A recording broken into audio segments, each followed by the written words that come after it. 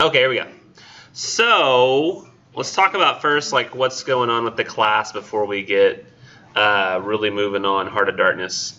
Last time we had the midterm during the second hour of class, or last 30 minutes really. So we'll have people taking the midterm after class today. Yes. My daughter's time in her mother's house ends, not forever, but summertime today. Time ends. And so I'll be going and getting her, and I need to be there by 2. I really don't think that I'll have to call it early, but I do want to kind of impress upon you that I might not be here for a ton of time for like the midterms. I don't think it'll take too long. Everybody who got done last time did it in 15, 20 minutes. So I can't see it taking the people who weren't here last time any longer. But then after that, I'm jetting out of here quick. So if y'all are hoping to go down to my office and meet with me, as people often do, and by often I mean haven't done once this entire semester, or the previous one, I won't probably be here. I'll be getting out of here pretty quick. And I need to have time to change into shorts and a t-shirt and sandals because it's hot out there. And I don't want to wear this. Huh? You gotta change it to your dad's time. Yeah, I brought my pink polo and everything. No, I'm kidding. I don't even know. What are dad clothes? It's a Batman shirt. You wear socks with sandals? No. Okay. Are your sandals like flip-flops or are they dad sandals? They are Birkenstocks circa 1990 something. That's dad sandals. Yeah. Dad sandals. Like literally, I've bought every pair of them. I mean, they're not Birkenstocks actually. They're Birkenstock style. I'm really mad they stopped carrying those. I can't wear the thong style sandals because I can't stand to feel something between my toes. I don't know how people even wear those. I don't know how my brother. He's such a cool guy. He's 11 years younger than me and looks exactly like me. If she's ever seen somebody. I think you've told us But about you him. can wear flip-flops. Have you seen those shoes that look like feet? Yeah. No. He wears them everywhere. No. And bring back memories. I don't even know how he could stand that. How is he cool if he has shoes? No, he's not cool. He's just wearing shoes that look like feet. It must be pretty cool. Huh? He's cool. Yeah, you say he's not. She knows him, but she's making that up. It's like he's cool in terms of like, oh, he's cool. Like he's a cool guy, but not like, whoa, look at That's like a, this is a guy you want to date, because nobody says that. Hey, if anybody wears toe shoes in my book. That's what people think when they look at Hayden. Like, oh, he's cool.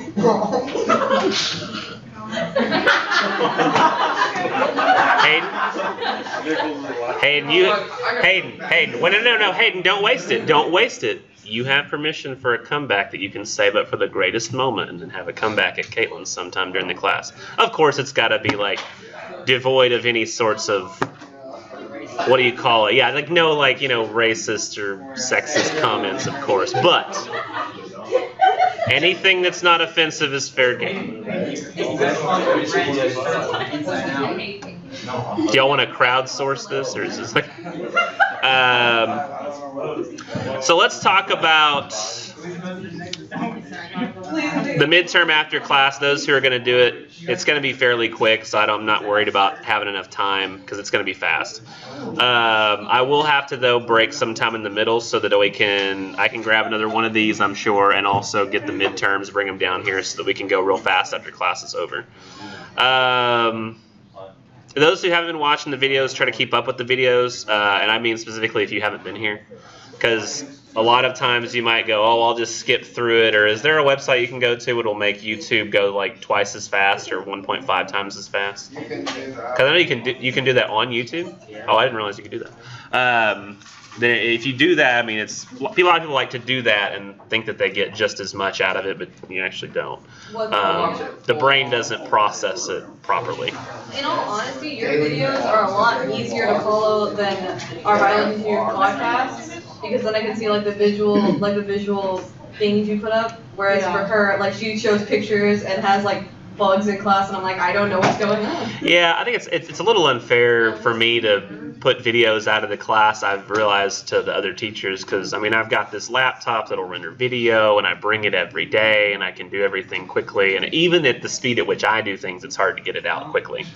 So I think podcast is pretty reasonable to expect, I think, for other teachers. I mean, she does what she can.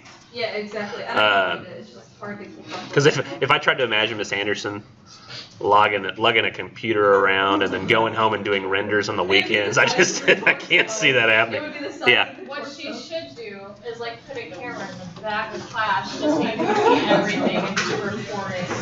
That's what I considered her doing, but then she'd still have to know how to Yeah, I mean, I guess she wouldn't technically have to edit. She could just hit record. like render at the end, although that might be a process as well. I have to hit a bunch of different buttons to get it to render, as Joe can attest to. I don't know if you've ever done that before. I haven't. You're the only one who knows about PCs. Okay, Cheyenne has, so Cheyenne can attest.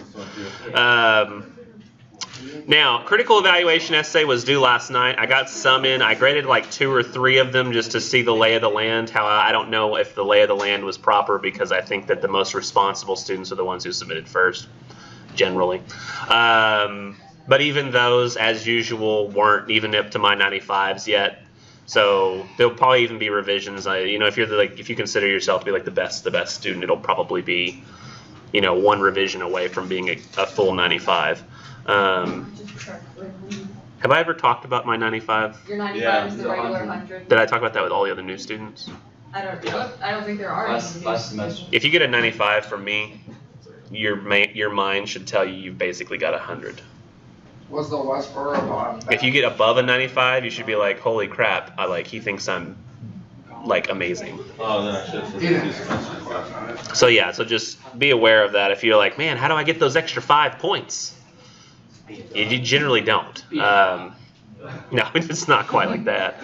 Don't give up. It's just difficult for me as an English teacher to give a perfection grade. Math questions, we are not. The research paper planning is due tomorrow night. I have had 1 turned in, and I will grade those first every time I hop on to grade things. So if, for example, tonight I get home to grade, remember I'm picking up my daughter in Frisco, Texas, so I've got to drive all the way back home and do baby things, and then by the time I actually sit down to grade. Go before I am. No, not that late. But it will be pretty late, probably around 9 o'clock, and I might fall asleep. So that's when I plan to start doing critical evaluations, but I'll do plannings first if they're there. I have had 1 planning submitted so far, and I have graded it. The research paper assignment that was on Blackboard, I realized today, I clicked it just to make sure it was the correct one, and it is. The only difference was every date was off by 1. So I just canceled that one and uploaded my one that has the correct dates, because I already had one that was corrected. I guess didn't upload it into Blackboard. So the research paper assignment packet that's on there right now is the absolute correct one. Today we're talking about Conrad's Heart of Darkness, and the research paper planning, remember, is due today, or not today, tomorrow. You want to get that in as quickly as possible, because you really should not, really should not start working on the paper until after you've got a planning grade of a 9 or 10. The way I grade the planning is based on what I see you giving me. I give you a grade that is what I think you could possibly get on the paper divided by 10. So if you get back on the planning, like you submit something and I give you back a 7, it means that based on what I see here, the highest I assume you're going to make is around a 70. If you get a 9 or 10, or that means somewhere in the 70s. But if you get like a 9 or a 10, that means somewhere in the 90s or 100. Granted, that does still require you to do good on the essay itself in order to achieve those scores, but it should still be possible. Now, if you get something back like a 4, please don't just go, all right, I've turned it in, let's start doing. And then you get your 45 back, and you're like, what happened, Nichols? And I said, well, I told you to keep submitting till you got a 9 or a 10. Now, I might be at certain cases where you should always read the feedback, because I might say, I'm giving you an 8, but only because I'm wary about the sources that you used or some other reason, or that the thesis, you'll end up not arguing it properly based on what it is. So I go ahead and start working on your paper. There's no changes I can necessarily see you needing to make, but I'm not going to give this higher than an 8 unless you come back and tell me later that, look, Nichols, I got a 90, so this ended up being a moot point, in which case I'll give you a higher than a 8 if I had said something like that. The only issue with that is that, I mean, it may be worth not as much effort to actually even email me to get me to raise that by a point, because I think it makes an effect of 0.01 points in the class. Maybe. It might be 0.1. If you went from an 8 to a 9 in the planning. Yeah, I think it makes a difference of 0.1 points in the class. Maybe. Might not be that high. Could be 0.01. Let's see. I should warn you, though, Heart of Darkness was really long, and that was the main difficulty. Yates, his main difficulty is he's extremely difficult. You just read the poems, and you're like, what? And then James Joyce has a short story, which for the most part is talking about a party. Then at the end, somebody dies. Well, That's not actually accurate. It's actually not about dying, it's about the dead. So it's not as hard, I don't think. It reads more like a story. It should make sense. But the William Butler Yeats poems, every single one of those, you should read the background information provided by the footnote before you start reading the poem. Otherwise, it won't make any sense. Because a lot of them are quite biographical. He's talking about things that happened to him, people he knew, and so without knowing that, it's impossible to know what he's talking about. If you're reading these all on, what, Poetry Foundation? Is that where some of y'all go for, like, your poems? By the way, Poetry Foundation, because just when I'm sitting in front of my computer and I'm looking at somebody's planning or critical evaluation and you've picked out a word and I'm like, I don't remember that word being in the poem. I think somebody wrote about Dover Beach and the word straits. And I was like, is that in there? And then I look it up real quick. I just, instead of reaching down in my backpack, pulling out the book, I just look it up real quick on Google. And then Poetry Foundation popped up. And I was like, really impressed. Like, they've changed the way it looks. Yeah. It's got rid of that beige, ugly color. And now there's like a theme of like red and black. And the font they've chosen, which is Adobe Garamond Pro. It's gorgeous. You probably don't care about any of these things to the degree that I do, but I'm like, oh my gosh. Like, I just look at it now and like, this is worthy of the beauty of the poetry itself. But nobody else cares. But if you're trying to look up all these poems, William Butler Yeats poems on Poetry Foundation, you're going to have it's going to be a sucky time. You're like, I don't understand what any of this means. Second Coming might make sense without, but I don't think any of the others would. Maybe Sailing to Byzantium. But Easter and Under Ben Bulben both going to be pretty much impossible without footnotes. James Joyce's The Dead, I think, could be very, very possible without footnotes because it's a short story. Do keep in mind that I'm going to keep trying to prepare you for Wasteland as it comes. The Wasteland is a poem that is like 14 to 16 pages long. Extremely difficult. Footnotes out the wazoo. Meant to make you feel uncomfortable when reading it. One of the goals, I believe. You'll have to read that and post a discussion about it. And by the way, I much prefer you read and not understand the poem than to go to SparkNotes and be like, yes, this is about this. Because I'll be like, you didn't know that. There's no way you knew that. You're such a liar. No, it's true. The person who goes on and I totally understood Wasteland. You're a liar. Unless you're that smart. Bet. But I don't believe it. I'm pretty smart. Okay, now for sure, bet. Many of the smartest people I know first looked at the Wasteland and just sort of chuckled to themselves. Like, what did I just read? Like, nobody just reads it and goes, got it. This isn't like one of those. So with the Wasteland, you're going to have to try to read, admittedly probably not understand the Wasteland, and then post a discussion post about it on the same day you're submitting a research paper. So that's going to be rough. So if I were you, I'd start working on that research paper ahead of time. Maybe even knock that out, then read the Wasteland. There's no other. It's the only thing you can discuss that week. Like I used to do the Hollow Man, but Hollow Man's like that long. And people act like they understand it, but they don't. Let me guess. He was hollow? Huh?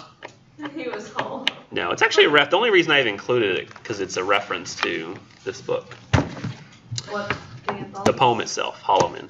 Oh. The Wasteland I've included because it's epic. It's just epic.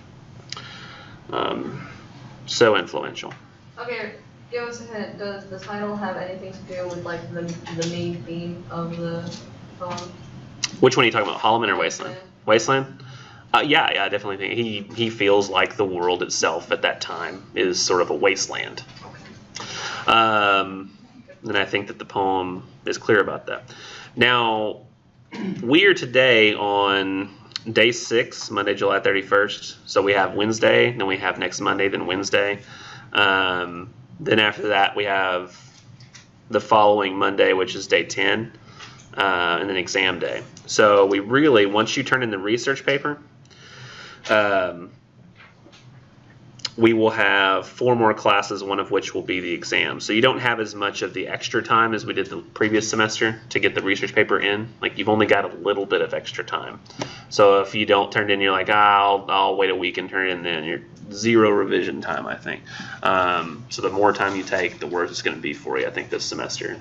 There was a lot more buffer time last semester, and the harder the readings get, too. Let's see. Is there any questions before I move on and just start? We'll talk about Heart of Darkness.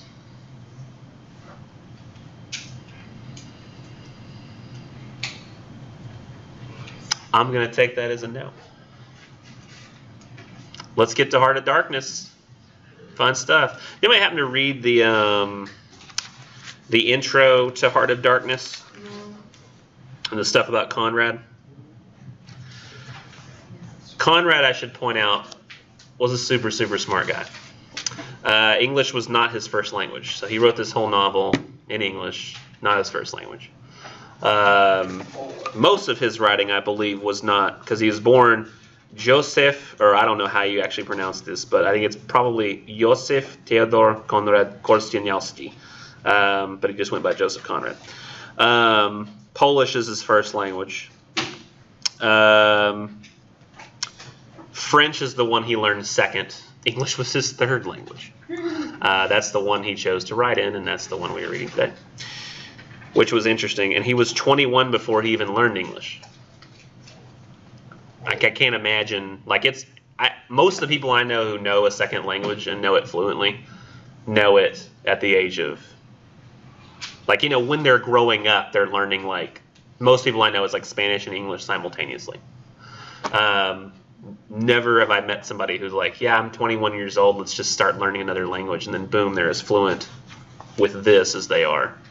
It's incredible. Incredible. Genius. I'm going to read from 2406 in the first paragraph, about halfway down in that first paragraph, that's like cut off from the previous page. It says, Heart of Darkness is experience too, Conrad wrote in his 1917 author's note. But it is experience pushed a little and only very little beyond the actual facts of the case for the perfectly legitimate, I believe, purpose of bringing it home to the minds and bosoms of the readers. And later he told Edward Garnett, before the Congo I was just a mere animal. Because here's what happened. Right after that, in the next paragraph, he says, Conrad arrived in Africa in May 1890 and made his way up the Congo River, much as described in Heart of Darkness. At Kinshasa, which Conrad spells Kinshasa, on Stanley Pool, which he reached after an exhausting 200-mile trek from the Matadi, near the mouth of the river, Conrad was taken aback to learn that the steamer of which he was to be captain had been damaged and was undergoing repairs. Sound familiar? He was sent as supernumerary on another steamer to learn the river. This steamer was sent to Stanley Falls to collect and bring back to Kinshasa one Georges Antoine Klein, otherwise probably known in our story as what? I'm sorry, what? They had to go down the river and pick up a Georges Antoine Klein, who would be our who in this story? Kurtz, according to Preston. I think Preston's right. An agent of the company who had fallen so gravely ill that he died on board when they went and picked him up. This sounds really familiar. Conrad then fell seriously ill and eventually returned to London in January 1891 without ever having served as a Congo River pilot. The Congo experience permanently impaired his health. It also permanently haunted his imagination, and the nightmare atmosphere of Heart of Darkness is an accurate reflection of Conrad's response to his traumatic experience. if you had read this, you might have actually maybe fully understood the book. And I think a lot of people did basically say this. But the next part is, the theme of the story is partly the choice of nightmares facing whites in the Congo. Either to become like the commercially minded manager who sees Africa, its people, and its resources solely as instruments of financial gain, or to become like Kurtz, the self-tortured and corrupted idealist inspired by Klein. The manager is a hollow man, and T.S. Eliot used a quotation from this story as one epigraph for a poem, The Hollow Man. His only objections to Kurtz are commercial, not moral. Kurtz's methods are unsound and would therefore lose the company money. Did y'all find that like so messed up when that guy was saying that at that point in the story? He's like, we can't reproduce this. Look at this. This is impossible. And I was just like, is that really his concern? He's like, we can't make money off this. Kurtz's methods are unsound and would therefore lose company money. At the last, Kurtz seems to recognize the moral horror of his having succumbed to the dark temptations that African life posed for the European. So there's all these, there's not really one set of nightmares or one set of darkness. There's a bunch of different darknesses that exist in the story. But I think if you read that, I think it kind of helps to not fully summarize this story. I mean, there's a lot going on here, but definitely gets us in so that it starts to make sense. I always like to start with a few. Was there anything that y'all want to talk about first, like that was really pressing on your mind when you read Heart of Darkness? Things that really occurred to you, connections you made, stuff that was super interesting and you wanted to make sure we addressed. I really liked the story because it's really not like the rest of our stories. Like the rest of our stories are all poems, so it's like obviously told from another person's perspective. But like this one, it's kind of meta because it's a story about listening to a guy tell a story. Technically, yes. So I thought that was kind of hilarious. I'm just gonna say that. And I don't when I say technically, I don't mean that condescendingly. Yeah, I know some people can be like, no, technically, I wasn't using it that. But it's so weird because it feels like the whole time we're hearing the story from Marlowe. Yeah. But we're not. We're hearing the story from some guy in the boat who's basically annoyed that Marlowe once again has started talking. Yeah. Marlowe never shuts up. A feeling I am very familiar with. People being annoyed that, oh gosh, he started talking. Generally speaking, I'm the guy in my family who's acknowledged as being the one who's going to start talking at some point. He's just not going to stop. So I'm viewed as a Marlowe by my family. And I think a lot of what we're hearing here, we have to wonder whether or not we can even trust it. Yeah, because like we don't know if like the listener is like actually paying attention to any of it, or if he's like just kind of reiterating, like just kind of summarizing what he said and leaving uninteresting bits out or whatever. Or if he's making Marlowe intentionally look bad. Like I felt like a lot of times during this story when Marlowe's telling the story, he comes across as a jerk. Yeah. I think one of my favorite things is kind of how realistic it is in the sense that like that one part where he keeps breaking off in the middle of his story and it's like he paused for a long time and he's like, oh wait, maybe it was this, and then he paused for another long time and then he continues again. I thought that was kind of realistic because, everyone like stops telling a story to think about actually where the story's leading or whatever. So I just liked that you could actually see Marlowe from the narrator's actual perspective in that sense. I agree. Thank you. Thank you for that agreement. Did anybody else, was anybody distracted when you were reading did you happen to notice that because it's told by Marlowe, or it's not told by Marlowe, it's told by the narrator, and he keeps kind of beating us over the head with it, but it just becomes commonplace after a while. Were you distracted by the quotation marks that were around almost every single paragraph? Yeah, at some points, like when I lost my place because like I'd be reading something and it sounded like disconnected, so I'd have to go back in the pages to see if some of the pages were together or something. So like if that happened, then I would literally be looking for the quotes to see when he last paused, but it seemed like he never paused. So that's like I used them as a key to see like when the narrator was talking and when Marlowe was talking. They didn't really distract me. I have no idea how you would do that. Like I don't know how you would use that as a key. I mean, I'm assuming you actually did it. I'm not saying like you didn't. Yeah. But like I could never use those as a marker. Like, I don't even notice them. Well, because they started at the beginning of each paragraph, so like I would just be like I would remember when the narrator, Oh, you mean like when the narrator starts saying something about Marlowe? Yeah, when the narrator starts saying something about Marlowe and he like cuts, like the quotes are cut off, so I'd go back to that part where before Marlowe started talking again, and I'd read from there on. So I had to reread like some parts probably 3 times because I kept getting lost. I generally, when first time I read this, and then also subsequent times, I often have the same problem, but mostly because I'm bored. Yep. Because I consider Marlowe to be somewhat of a boring man. Mm-hmm. The way he tells a story is not especially interesting, which is fun for a storyteller, right? Mm-hmm. It reminded me a lot of, it's like if Rime of the Ancient Mariner decided to not be interesting. Yeah. And it kind of reminded me of Gulliver's Travels a little bit. Because he's, oh, by the way, here's a bunch of numbers and things and measurements for like multiple paragraphs. And you're like, what am I reading? Yeah, it reminded me of reading the Bible in the Old Testament, like the first 5 books, and you're just getting all the words out.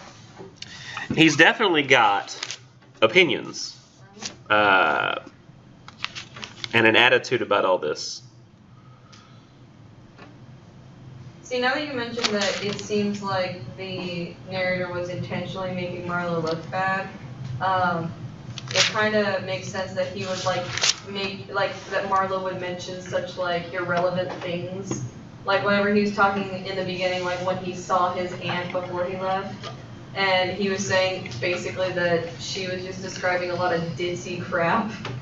And he was like, women live in a world all their own, and we men will never understand it. I was like, kind of offended. Yeah, that was where I was when he's speaking dismissively about different groups of people, especially his aunt herself. I was like, he does this a lot, and I've wondered, and I don't necessarily think that it is the narrator who's doing this on purpose. I just think that it's possible, and because it's possible, we can't fully know the veracity of. Sorry, is that a word you're familiar with? No. Like it's not. It's veracity, meaning the truth. It's just a really cool word sounding, like cool sounding word for truth. The veracity. Yeah, it's exactly. It sounds like a dinosaur. So I don't know about you, but I felt like there was a sigh almost, like a sigh that was like not real. At the top of 2409, when they're all just sitting there on the boat, they can't do anything. The sun has set. Dusk has fallen. The stars are coming out, and Marlowe's just chilling there on the boat. They're all just sitting there on the deck of the boat. Just chilling, have a good night. And Marlowe says, "And this also," said Marlowe suddenly, "has been one of the dark places of the earth." And I just have this feeling like, even though this guy's not saying it, that all the other guys in the boat were like, "Oh hell, here he goes again." And it kind of says that. It says, his remark down below in the next paragraph below that, the tiny one, it says, his remark did not seem at all surprising. It was just like Marlowe. It was accepted in silence. No one took the trouble to grunt even. They're like, maybe if he thinks we're all asleep, he won't keep talking. Like, that's kind of the sense that I got. But then, no, he starts going. And think about where he starts, too.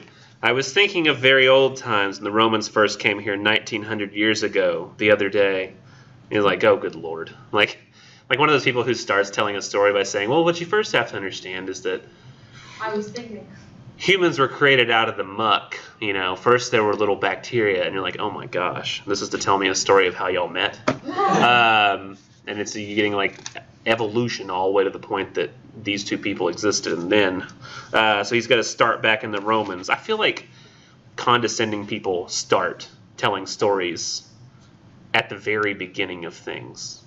I feel that. Like, I don't know. If you think about, like, all the people you ever heard start a story way before it needed to be started. Yeah. How I Met Your Probably me included.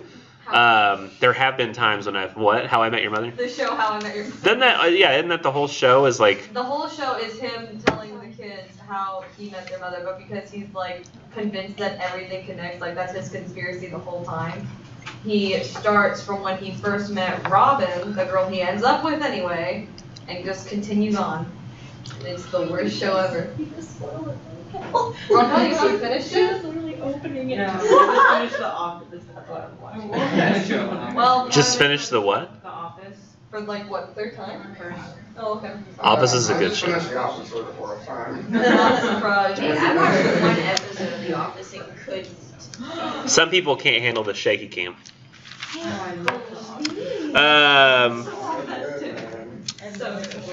So I wanted to talk about if we're talking about the heart of darkness and what is the heart of darkness and why is it called the heart of darkness.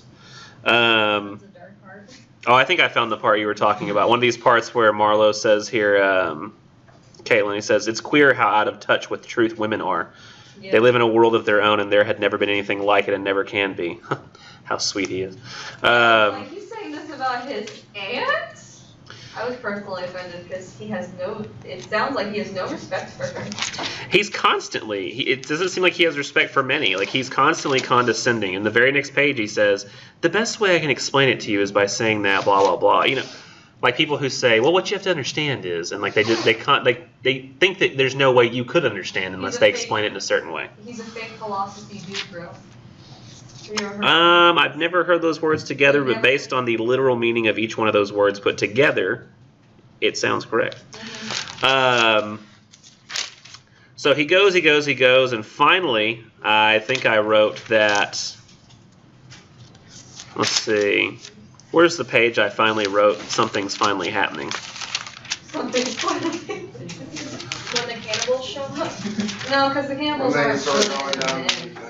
No, but it's interesting. That's first interesting. Yes, I was right. It's 24:17, so it's like many, many pages into the story, like This is the part where 10 pages into the story where I wrote finally getting interesting. This is the part where the guy literally just goes down to the village and starts hammering on the other. Well, it's kind of, he shows up in Africa and just starts seeing people and doesn't know like how to talk about what he's seeing. Like, it's, nobody seems especially bothered by what they're seeing, and he seems like it's very odd for him to see.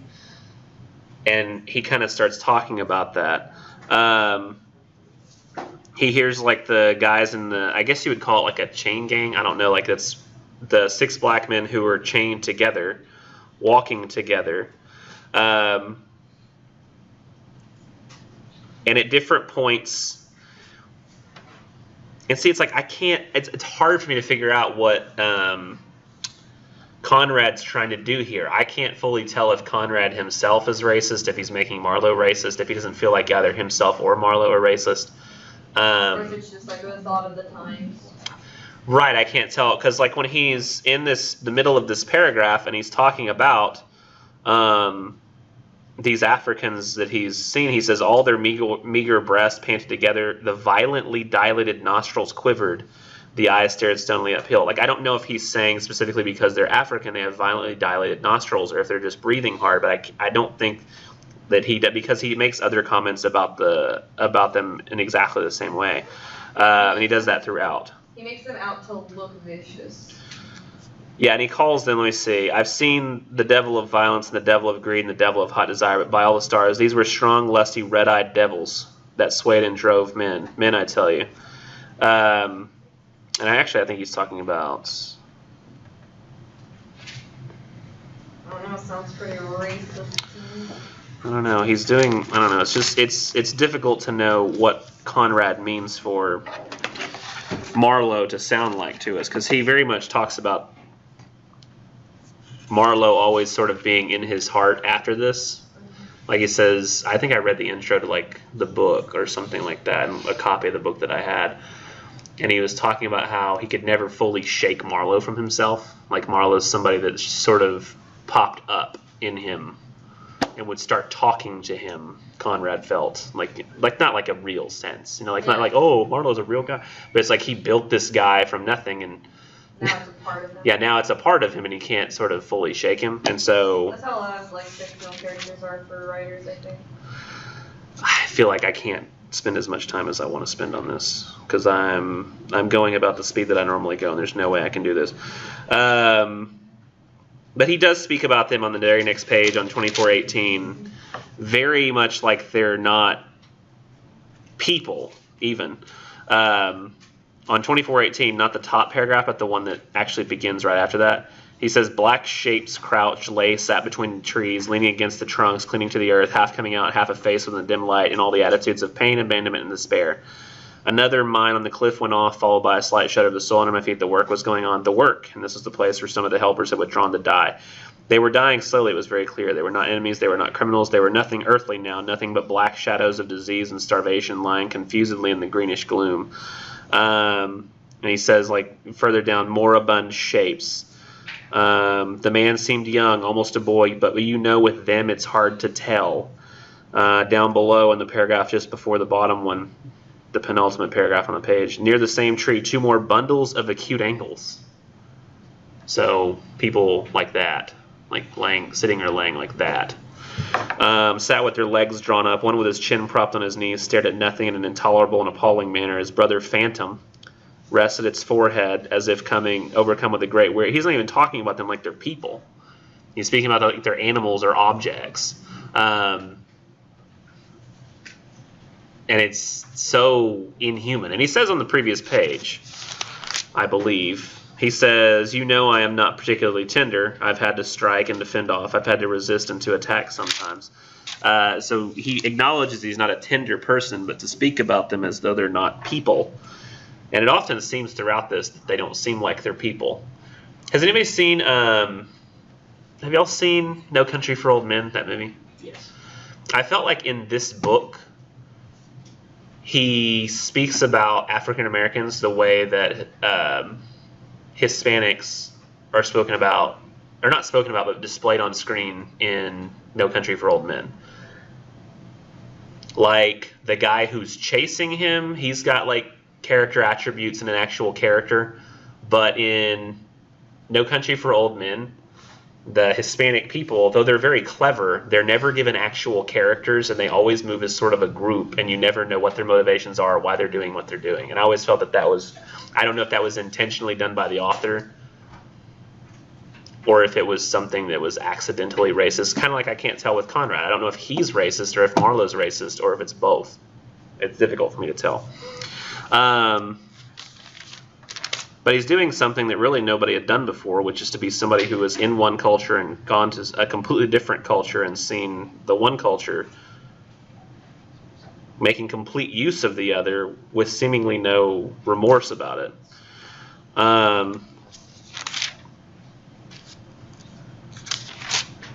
So that's part of the darkness, I think. Part of the darkness for me is that he doesn't regard the people as people.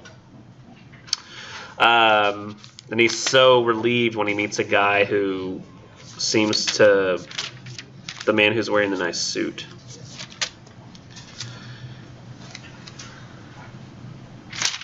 I guess I need to make sure that we get to the key points here. So,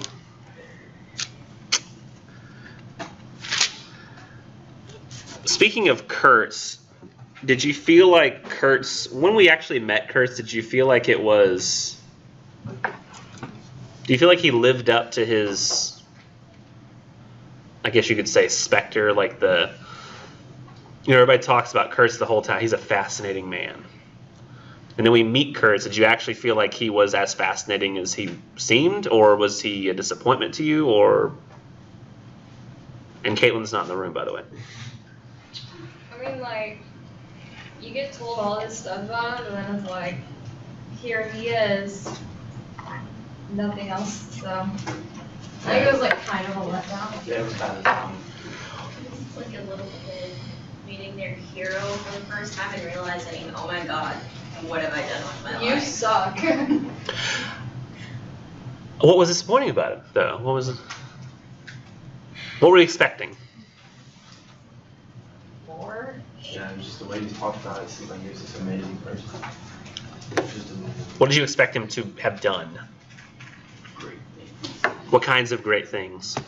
You don't consider getting an entire tribe to regard you as like almost a king or a god to be a valid thing to you? Is that not Anybody powerful? can go do that. Oh, anybody can just show up in Africa and become everybody's king. Just show your dominance, you're fine. They haven't asked for that. I don't even know if he necessarily did display his I don't know exactly what he did to get into this position. Somebody wrote on their discussion post, I can't remember who it was, but somebody wrote about how it seemed like Captain Jack Sparrow in the was it you? Yeah. It seemed like him when he goes to that island, they think he's a god and he's like dressed up like them. But one key thing though is it to me, and I don't know if you mentioned this or if you did mention this, but I think you felt it because the way you were talking about it seemed like you did, is that Kurtz almost seems like he's not really doing any of this stuff. It just sort of happened to him. Yes. Like Jack Sparrow shows up, and it's not because Jack Sparrow is like an actual god that he's regarded as one. It's because they're like, you're the god, and like basically because they expect the god to make certain decisions, the god has to make certain decisions. Like he just sort of like falls in. Have you ever read the essay? Unfortunately, you probably haven't because I know everybody in this room has been my English students, and I never had y'all read it, and I might change that. But it's a story called Shooting an Elephant. Have y'all had to read that before? It sounds. It's by George Orwell, the same guy who wrote 1984. But he writes, I don't know if it's an actual biographical thing or not, but I think he acts as though it is biographical. But he was serving in like the British police in India. And there's an elephant that's like in heat or something and has stomped a guy or killed a guy or something, or maimed a guy or a woman. And so he shows up and they're like, you have to protect us from this elephant. You have to kill the elephant. And he gets there and the elephant's over. It's done with whatever heat it had been in or rage it had gotten into. And it's just chilling there eating like grass. And he's like, it's fine. It's fine now. Everything's fine now. And they're like, no. That elephant's danger. It killed somebody. You have to kill it. And he's got the rifle. He's the only one with the rifle. So he's like, no, I think everything's okay. I think that we can just, go about our lives at this point. But at this point, like everybody's like rallied around him and they're like behind him and he's got the gun and they're like, shoot the elephant. Like they're basically like, he can't, if he tries to leave now without shooting the elephant, there may actually be a riot that he ends up dying in is how he feels. So he's like, I have to do it. I have to shoot the elephant. And so shoot the people. Yeah. So much easier to shoot the elephant because there's a riot full of people and the elephant's way over there. Deserve it. But he kills the elephant. And I would have shot the people. the weird thing is they seem wholly unimpressed. They're like, ugh. But if he hadn't done it, they'd probably rip him apart. So it's like the weirdest thing. Like he has no right choice here. I feel like Kurtz is almost kind of the same thing. Like he shows up and he's like, let's trade ivory. And then like there was maybe some show of power and he puffed up too. And then they were like, yeah, we were impressed with you. And then like he just keeps making decisions like that. I feel like everybody, I know this is the nerdiest thing. Did I tell you that I've just recently discovered for the first time Star Trek? Yes. Yeah, Like, that's true. I was like so nerdy, nobody should watch this, and it's admittedly nerdy. I'm not gonna dispute that. But an episode came on the other day where there was this ship of Klingons, and they're regarded as sort of a savage race, and they show up, and like somehow they end up transferring some sort of bacterial infection that eats away the ship to each other. And then like they send like envoys, like it's these people who are like, you ever had an exchange program or like you ever heard of like student exchange programs? One person goes to, but this is basically like a thing politically where it's the same thing. It's almost like having an ambassador or something. So you have an ambassador from one ship go to another, an ambassador from the other ship come over here. So it's kind of like a officer exchange program. And this one officer sent over this ship and he's told everything about the culture and told how he has to act. And he ends up challenging like the power of like the ship's captain, as he's told, and like he's like, you have to assassinate the captain if he loses his ability to lead. And he's like, okay, but he ends up tricking his way around, and they like all gain respect for him. And it's like all this stuff he just has to do because of the cultural stuff that's going on. And there's really no way around it, but it makes him look like this ultimate badass. But he's not. I'm sorry, I said bad bud. But he's not. He's just he kind of is in the show, but that you feel like, well, he had to do this because of the rules that were in place. He just had to follow them. It wasn't, and so I guess Kurtz is like, well, based on what I know about this culture and how it works, I have to do this and this and this. And they're like, I guess impressed that he came into their culture and did all those things. But it's almost like they use him as an excuse to do more savage things. Not that they would have done on their own, but they're like, but it's this guy right here. It's this white devil. He's making us do all this. Yeah. And then over here you got Marlowe, and he's like, these black devils. And then you got over here, you got him going, this white devil, he's making us. And so everybody's using everybody else as like an excuse to do horrible, horrible things, like attacking other tribes and taking all their ivory and storing it up. But I think it's less for them about the ivory than it is about defeating other tribes. It's just so weird. Like, everybody's doing horrible things to everybody. And Kurtz just sort of seems to be the weird epicenter of it all. He's like the eye of the hurricane. There's nothing actually there, but everything's spinning around it. Like it's something special's going on there. It's so weird. It's all so weird. And that is what the darkness is. Nah, it's just one thing.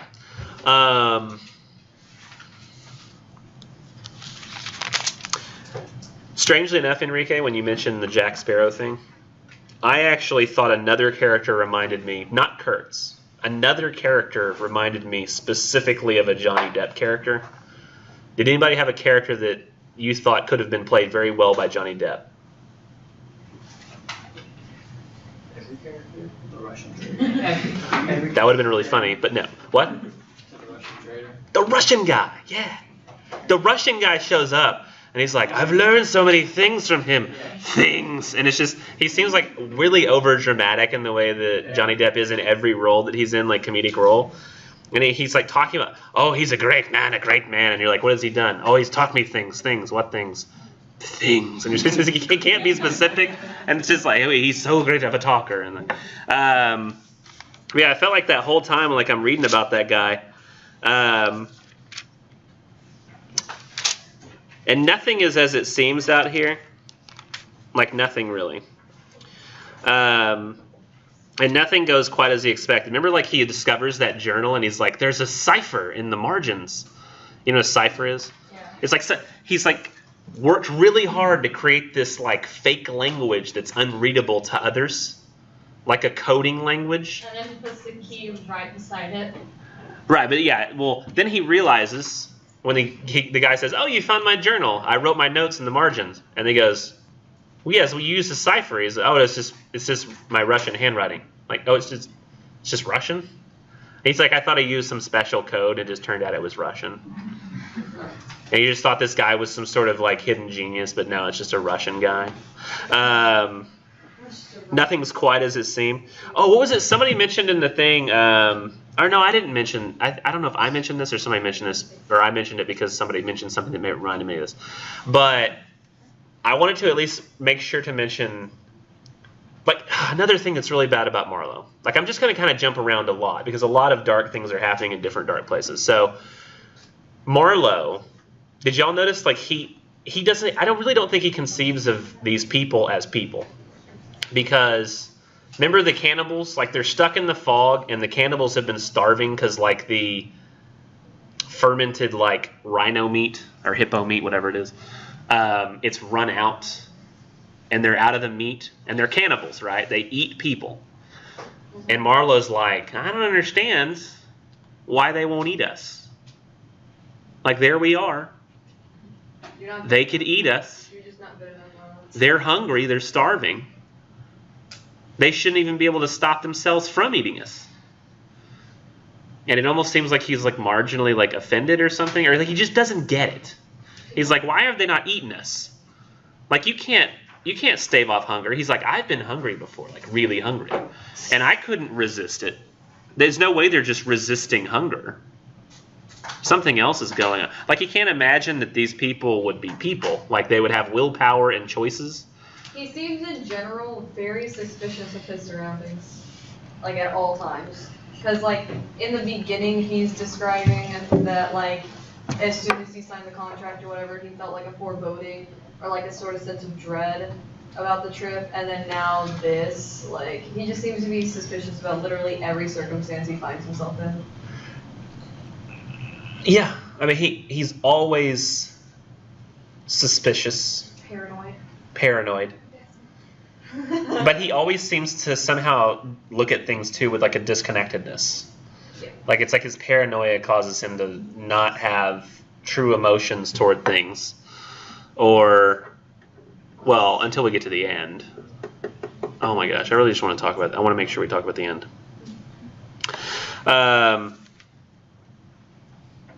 What is the okay? When he meets Kurtz, let's just go ahead and jump because I want to make sure we get to this stuff, and I know that me talking, I might not end up getting to it if I don't get to it now. We find Kurtz. Kurtz is kind of crazy. They get Kurtz back on the boat. Oh yeah, what was it? Who pointed out to me? Somebody pointed out the discussion post. How on the boat,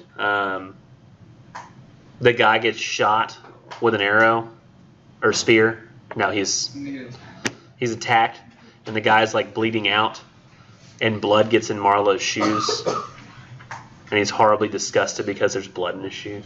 He's like, nah, my shoes. He's like, what am I gonna do? I don't have these shoes anymore. My guy. And there's this guy bleeding out beside him, and he's like, my shoes. Yeah, he's so worried about his shoes. But yeah. He's like, oh my god. I just had to point that out. That is a great moment. And that's part of the darkness, I think. But they finally get Kurtz. You know, he chases down Kurtz. He's like, yeah, come with us. And then Kurtz, he gets on the boat, and he's sick or whatever. And then he says, the horror. Like, that's his whole... Like, he spent all this time over here, and it's like, you know, that's, I guess, his summation of the whole experience is the horror. You know, other guys pissed because he's like, we can't do anything with this. Like, we were supposed to come over here and find out some method by which we could get a whole bunch of stuff in Africa, and we can't. Like, we can't repeat this. Like, he's gone native. This does not work. This sucks. In fact, this is a very similar story. Has anybody seen the movie Almost Famous? I'm sorry, what? Almost Famous? Almost Famous? I have not. Oh my gosh. Like the show? No. Every teenager should eventually watch, probably after you're out of high school, but watch Almost Famous. I know I do. You shouldn't watch Star Trek too. Have either one of you, Scott or Lindsay, have y'all seen Almost Famous? You've seen Almost Famous? It's good, isn't it? Well, it's a long time ago, so maybe not. But it's essentially a very similar story. It's a kid, he's given an assignment to go and write an article about this band. And it's a band that he loves, and they think he loves them. And then he writes this honest article about everything that's happened. And they were like, you're supposed to like not tell the truth. You're supposed to say like we're geniuses and stuff. And like all the notes he's taking are like on these little like napkins and like slips of paper. And he sends those to like, he gives those over to like Rolling Stone when he arrives. They're like, you can't write anymore. You've gone native. And they're like, and look at all the notes you've given us. These aren't even useful. We can't do anything with this. And like, it kind of reminded me like this whole story of like, I wonder if like he had that kind of channeled when he wrote that movie. Was this? I don't know. That was a sort of a side note, but I feel like Kurtz, for the most part, to Marlowe at the time is a disappointment. But somehow he still ends up getting caught up in this whole thing. Because, you know, what happens right after he says, the horror? I thought you had more to say after that. What happens immediately after that? I'm talking like seconds after that. He hears the horror. And then he got pretty fast. Well, just before that, what does Marlowe do? She's trying to drive the boat. Please tell me he picks up the shoes. I don't know what you're trying Or maybe to it's just after that. I mean, it's sort of a combination of both. Kurtz, he goes and eats dinner. And then the guy comes out and he says, you know, in true Marlowe fashion, it's kind of, I think, written sort of racist way. Did y'all notice that? There's the guy comes and he says, Mr. Kurtz, he dead. And everybody's like, oh no, Kurtz is dead. And then like, Marlowe's like, yeah, I'm just going to finish eating. Like, and he keeps eating his dinner. And nobody leaves. Like, he's not concerned. He's like, all right, guy's dead. That's me. No big deal. That's relatable. Somehow, though, he ends up with all the guy's papers, right? He ends up with like a guy. He leaves all of his like stuff to him, and he's like, "Do with it what you think is right." And so, oh my gosh, this is so fantastic. I never set aside enough time to do this, but I think I finally have. I want to read. Let's see, where's the very end of the story? Last page. Okay, here we go. Oh, this is fantastic. I'm actually going to read, like this sounds absurd, but I'm going to read when he shows up at the intended. You might know who the intended is, right? His fiance. Yeah, kinda. It's like Kurtz's like lady intended, I guess, is I was gonna maybe marry her, I guess. Engaged to be engaged. Right. Yeah. It was an engaged to engaged type of situation. So the intended is there, and he's like, this is the only person I feel like, because there'd been people who'd offered money, quite a bit of money. I think it was the company specifically for Kurtz's papers, like all of his belongings and stuff. But Kurtz had. Marlowe had kept a hold of all this stuff. And he's like, you know what? She was his intended, I'll go see her. Maybe I can, give it all to her. And he can't really tell. He's got this, the guy's life's work essentially, right? Is the papers and his recognition of what? Well, you don't know. I haven't phrased that question very well. What was his last realization, the thing that he summed up the entire world as he'd learned about it as? The last things he said before he died. The horror? Yes, well, no, 2 times. The horror, the horror. The horror, the horror, and then he dies. Like he's like, this is. It's basically everything that's important to him in the world. Everything that he's experienced can be boiled down to those 2 words, which is the same word. And we're talking about how dark everything was. Like he was taken in by the tribes and forced to do unspeakable things as a result of the hive mind. It's just kind of like he had to go along with it. Everybody's there in Africa trying to basically turn everybody who's there into slaves to do work for them to get the stuff out of their, mine the resources that they have. So everything's pretty dark all the way around. Like everybody's taking advantage of everybody. It's all bad. The horror, right? Yeah. This is what he's discovered. This is the thing that is his life's work, is this recognition, these 2 words. Kurtz, over time, I guess, thinking about it, has become slightly more impressed with Kurtz, at least as an idea. And he thinks it's important to preserve this, to not have it be, to keep it unadulterated, to not just sell it over to the company. Because you can't just take this and give it to the company. They'll just make it disappear. Or realize, we can't do anything with this, and burn his letters because they don't have a need for it. So he's got to make sure that it stays preserved and give it to the one person left in the world who seems to have a connection to him, who seems to matter to him, right? So he goes to the intended. And he says, thus I was left at last with a slim packet of letters and the girl's portrait. She seemed ready to listen without mental reservation, without suspicion, without a thought to herself. So then he shows up there, and he sees her. And then at the very top of 2462, I know this sounds absurd, and like I've not done this before, but I'm going to read from like 2462 all the way to the end. So it's like 3 pages. But I'm going to read it maybe in a way you haven't heard it before. You mean inside my own head? Yeah. Because everybody was like, yeah, this is dark, or I liked this, it was kind of sweet what he did for her. I view this completely differently. Here we go. Here we go. That was my... Yes. As it should be. Of course. Oh, I got to start on the previous page, I think. Yeah, because he starts talking about Kurtz first, the bottom of 2461, that last paragraph. And I'll read it kind of like I imagine Marlowe sounding. I thought his memory was like the other memories of the dead that accumulate in every man's life. A vague impress on the brain of shadows that had fallen on it in their swift and final passage. But before the high and ponderous door, between the tall houses of a street as still and decorous as a well-kept alley in a cemetery, I had a vision of him on the stretcher, opening his mouth voraciously, as if to devour all the earth with all its mankind. He lived then before me. He lived as much as he had ever lived, a shadow insatiable of splendid appearances, of frightful realities. A shadow darker than the shadow of the night, and draped nobly in the folds of a gorgeous eloquence. He's really speaking very floweringly about Curtsy. The visions seemed to enter the house with me, the stretcher, the phantom bearers, the wild crowd of obedient worshippers, the gloom of the forest, the glitter of the reach between the murky bends, the beat of the drum, regular and muffled like the beating of a heart, the heart of a conquering darkness.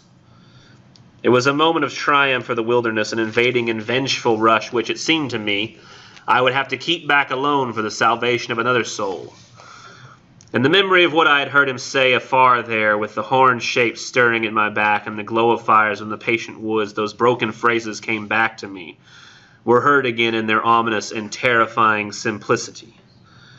I remembered his abject pleading, his abject threats, the colossal scale of his vile desires, the meanness, the torment, the tempestuous anguish of his soul. And later, and I seemed to see his collected, languid manner when he said one day, "This lot of ivory now is really mine. The company did not pay for it. I collected myself." Oh, wait, I need to do a better Kurt's voice here. And later on, I seemed to see his collected, languid manner when he said one day, "This lot of ivory now is really mine. The company did not pay for it. I collected it myself at a very great personal risk. I'm afraid they will try to claim it as theirs, though. It is a difficult case. What do you think I ought to do? Resist, eh? I want no more than justice." He wanted no more than justice. No more than justice. Wow. This justice is very important in the next few pages. Okay. Very important. Think of what justice is. Try to. I rang the bell before a mahogany door on the first floor, and while I waited he seemed to stare at me out of the glossy panel, stare with that wide and immense stare, embracing, condemning, loathing all the universe. I seemed to hear the whispered cry, "The horror!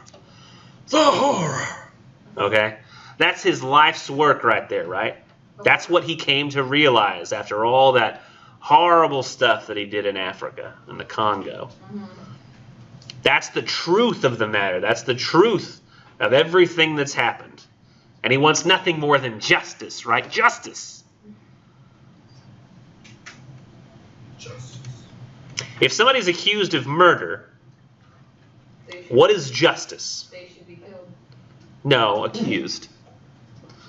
They should be tried, the truth of the matter found, and if they really did it, they go to prison. Oh, did you just say accused of murder? Yes, accused, yes. So an alleged situation, not like if you actually committed murder. And if it turns out they did not do it, they should be set free, right? That's justice in both situations. If he did it, set him, commit him to whatever punishment. If not, set him free. That's justice, is that we get to the truth, right? When we think of what justice is, we generally talk about the truth being served, right? Yeah. Justice is the ultimate truth and the punishment. What about the rest of you? Do you not feel like justice is the same way? If the truth has been served, is that justice? No? Just depends on how you look at it. Give me a situation where the truth being served can sometimes be injustice. Person killed your whole family, and then he puts on death row. But he dies, but your family doesn't come back. But, Sure. Is justice served to the degree that it can be? yes, but them killing him is. It doesn't actually solve a problem. But we still feel like in that case, if we have a choice between the guy goes on death row or the guy gets off, one we consider to be justice, right? Yeah. So as long as we're serving the truth to the best degree that we can, I think that we generally would consider that to be justice. There are circumstances that come about where sometimes in following the truth, we end up making an injustice. I don't know why this is the best example coming to mind, but have y'all seen the movie Liar Liar? Yeah. I have not. No? Oh my gosh, it's fantastic. It's in the movie. There's he's trying to win this court case, and it's a woman who's an awful mother, and he's got to find a way to get her off, and he can't lie that day. Some magic has caused him to be unable to lie, and that's what he's usually good at. Being a lawyer is lying. But he discovers that she was actually, when she got married, she had lied about her age, and when she lied about her age, she actually lied that she was older instead of younger. She had said she was 18 when she was actually 17 or 16, so that she could be legally allowed to get married in that particular state. And because it turns out that the marriage itself wasn't legal, then the custody of the children was technically hers, and she got to keep them. And thus he's entitled to half of the marital assets because he illegally married her or something like that. And she ended up with custody of the children and was able to sue for child support. But she's an awful woman. Of course. So the truth in that case was served, but he didn't feel like justice was served. He felt like the truth allowed a bad thing to happen. Yeah. Okay.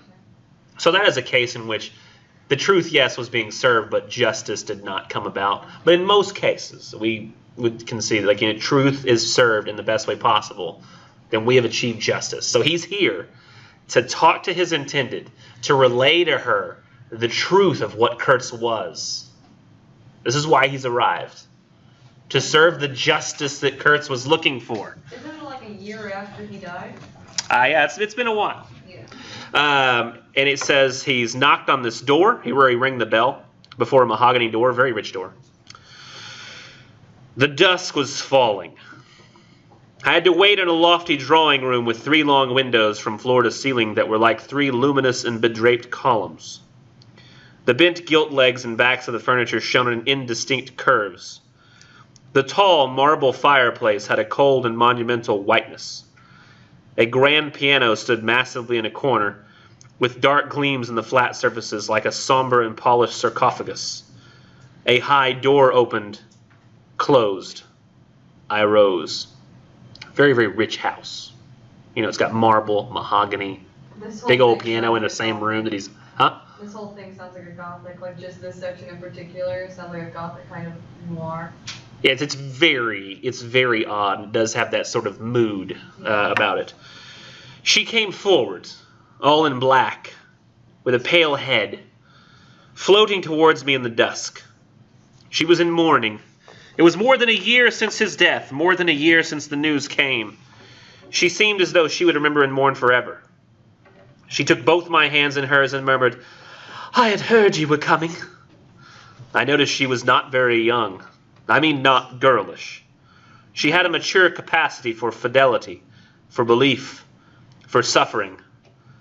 The room seemed to have grown darker, as if all the sad light of the cloudy evening had taken refuge on her forehead. This fair hair, this pale visage, this pure brow seemed surrounded by an ashy halo from which the dark eyes looked out at me. Their glance was guileless, profound, confident, and trustful. She carried her sorrowful head as though she were proud of that sorrow, as though she would say, I alone know how to mourn for him as he deserves. But while we were still shaking hands, such a look of awful desolation came upon her face that I perceived she was one of those creatures that are not the playthings of time. For her, he had only died yesterday. And by Jove, the impression was so powerful that for me too he seemed to have died only yesterday, nay, this very minute. I saw her and him in the same instant of time, his death and her sorrow. I saw her sorrow in the very moment of his death. Do you understand? I saw them together. I heard them together. He's talking to people on the boat here. Yeah. She had said with a deep catch of the breath, I have survived.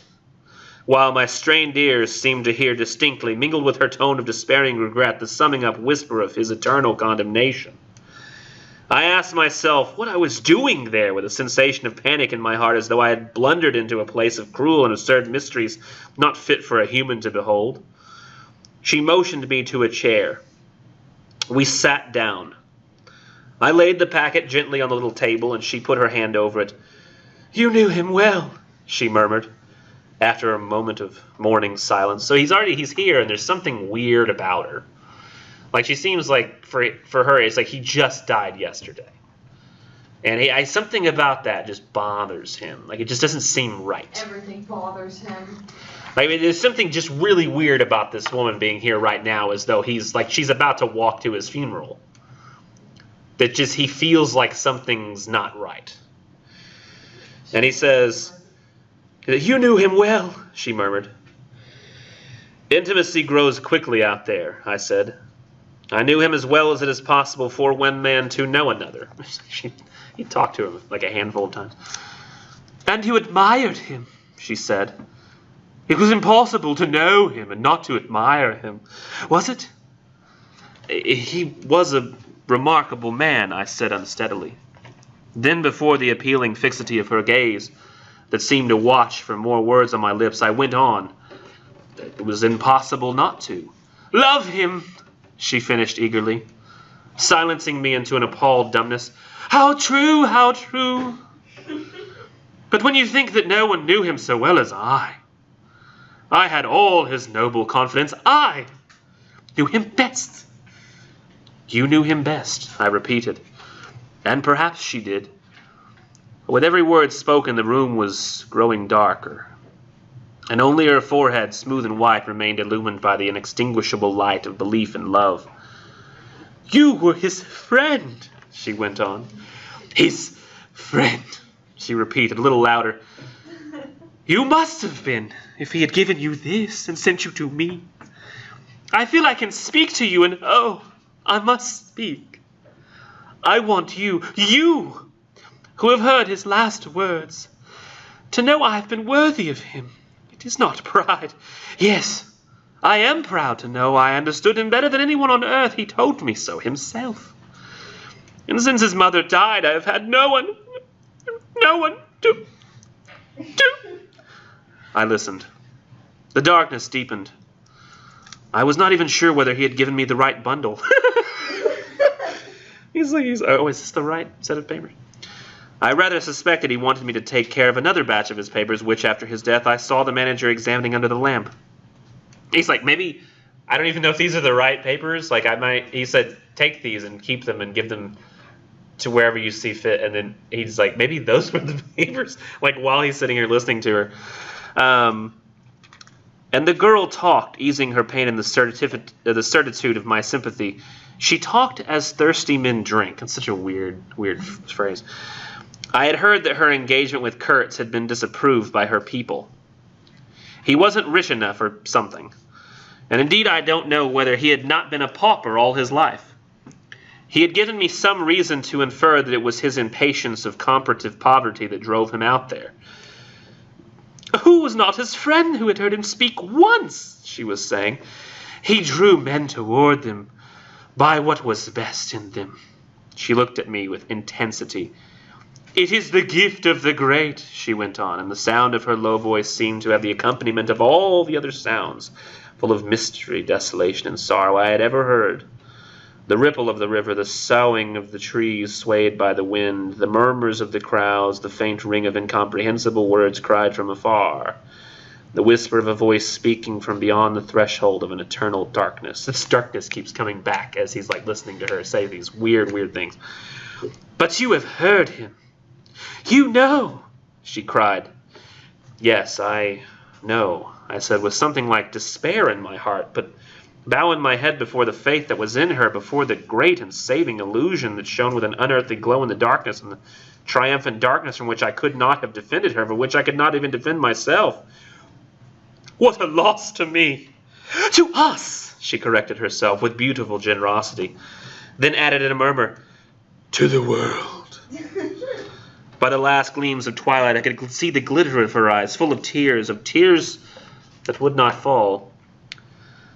I have been very happy, very fortunate, very proud, she went on. Too fortunate, too happy for a little while, and now I am happy for life. And she stood up.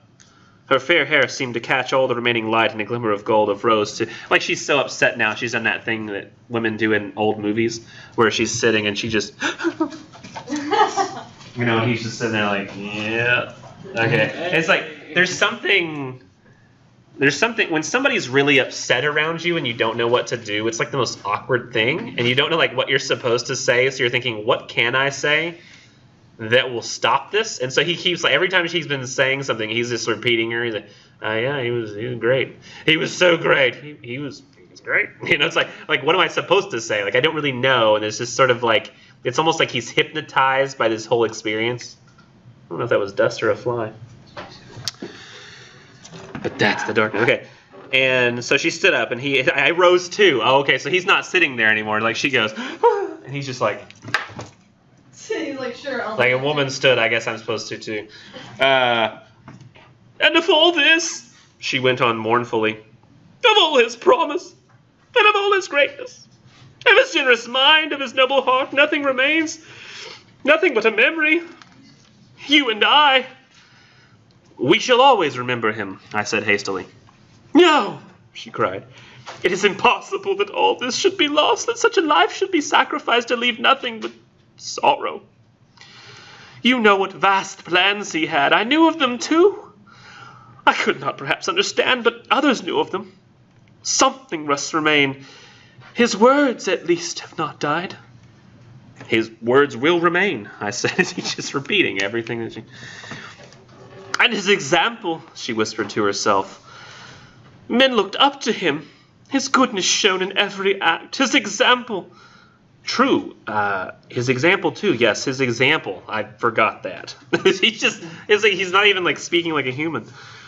But I do not. I cannot believe. Not yet. I cannot believe that I shall never see him again, that nobody will see him again. Never, never, never. She put out her arms as if after a retreating victor. So she's stretching them black and with clasped pale hands across the fitting and narrow sheen of the window. So while she's doing this, she's like, never, never, never. And he's just like, what the hell is going on here? Like, you really have to like read like what's being said and like how it's being said and like the visuals that you're being given. It's absurd. Like, all of it's just absurd. Never see him. I saw him clearly enough then. I shall see this eloquent phantom as long as I live, and I shall see her too. A tragic and familiar shade resembling in this gesture another one tragic also, and bedecked with powerless charm, stretching bare brown arms over the glitter of the infernal stream, the stream of darkness. She said suddenly, very low, he died as he lived. His end, said I, with dull anger stirring in me, was in every way worthy of his life. Like, dull anger is stirring within it. I think it's because he realizes in this moment he has no control over the situation. Like, he's completely powerless. He's just stuck here with this woman who won't shut up about the things that she knows nothing about. Yeah. Yes, she continues, and it's like he can't do anything. He can't, like, stop this. And she says, and I was not with him, she murmured. My anger subsided before a feeling of infinite pity. Everything that could be done. But I believed in him more than anyone on earth. More than his own mother, more than himself. He needed me. Me. I would have treasured every sigh, every word, every sign, every glance. I felt like a chill grip on my chest. Don't, I said in a muffled voice. Forgive me, I have mourned so long in silence. In silence. You were with him to the last. I think of his loneliness. Nobody near to understand him as I would have understood. Perhaps no one to hear. To the very end, I said shakily. I heard his very last words.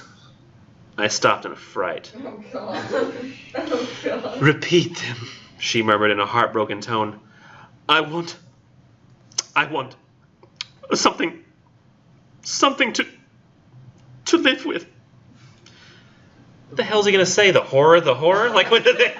Oh, here's his words, ma'am. Like, I was on the point of crying at her. Don't you hear them? The dusk was repeating them in a persistent whisper all around us, in a whisper that seemed to swell menacingly like the first whisper of rising wind. The horror! The horror! His last word... To live with. The horror, the horror.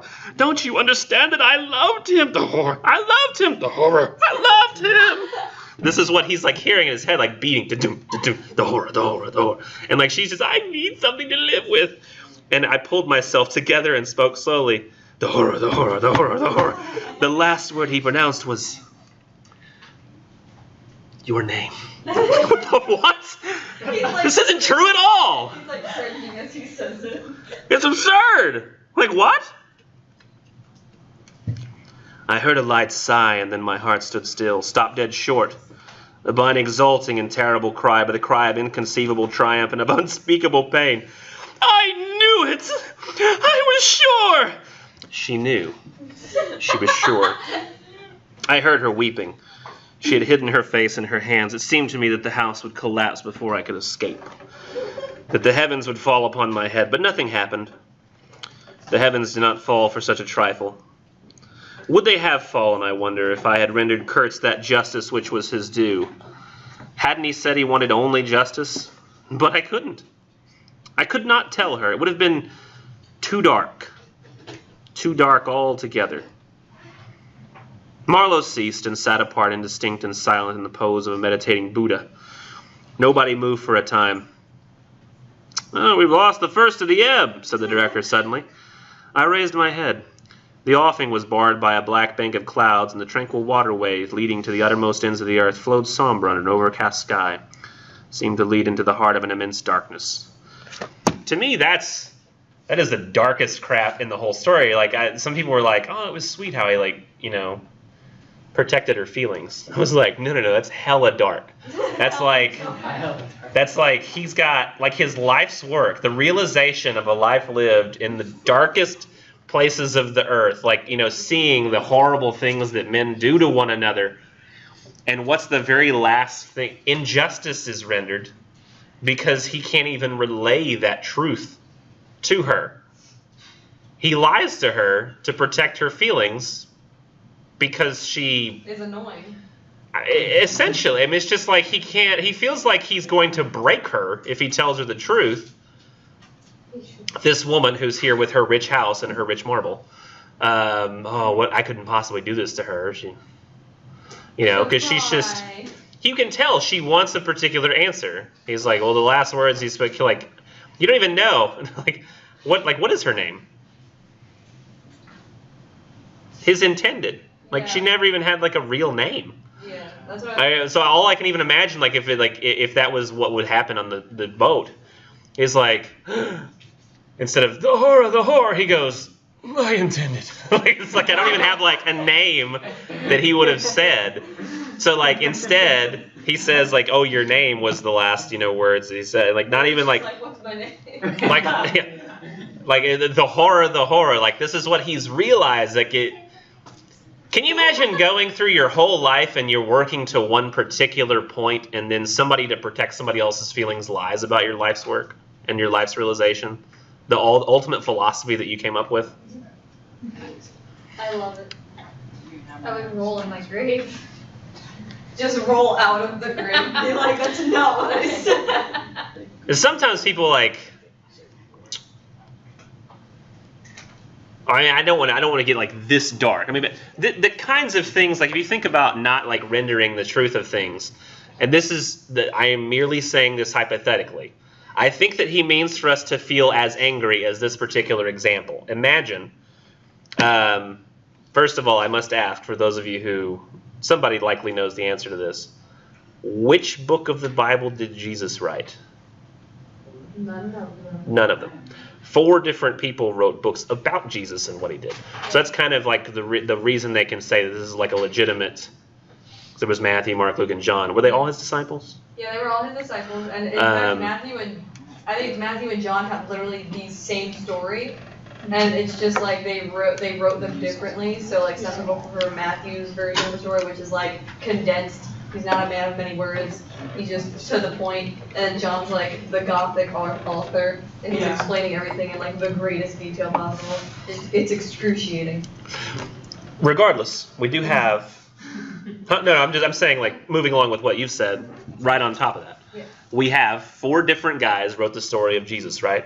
So we can kind of have, imagine it was only one guy who wrote the story of Jesus, okay? There's only the one.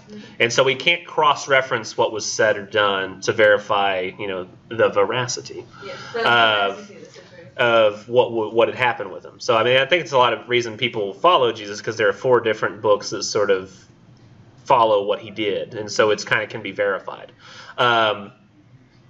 Although all of them were followers of Jesus, so there's sort of a bias there. If I was specifically talking, like if I was like to assign essays these days, I would say like, well, I don't know, they were all sort of the same outfit. It's kind of like having 4 members of the NRA, and you're like, well, they all wrote different articles, but it's the same. So imagine like on the cross, he had said, what was the thing that he actually said like right before he dies? Is, my God, why have you forsaken me? Which a lot of people like to forget. But imagine he had said something like, it hurts. It hurts. And that's all he said. Ouch. And they're like, that's not good enough.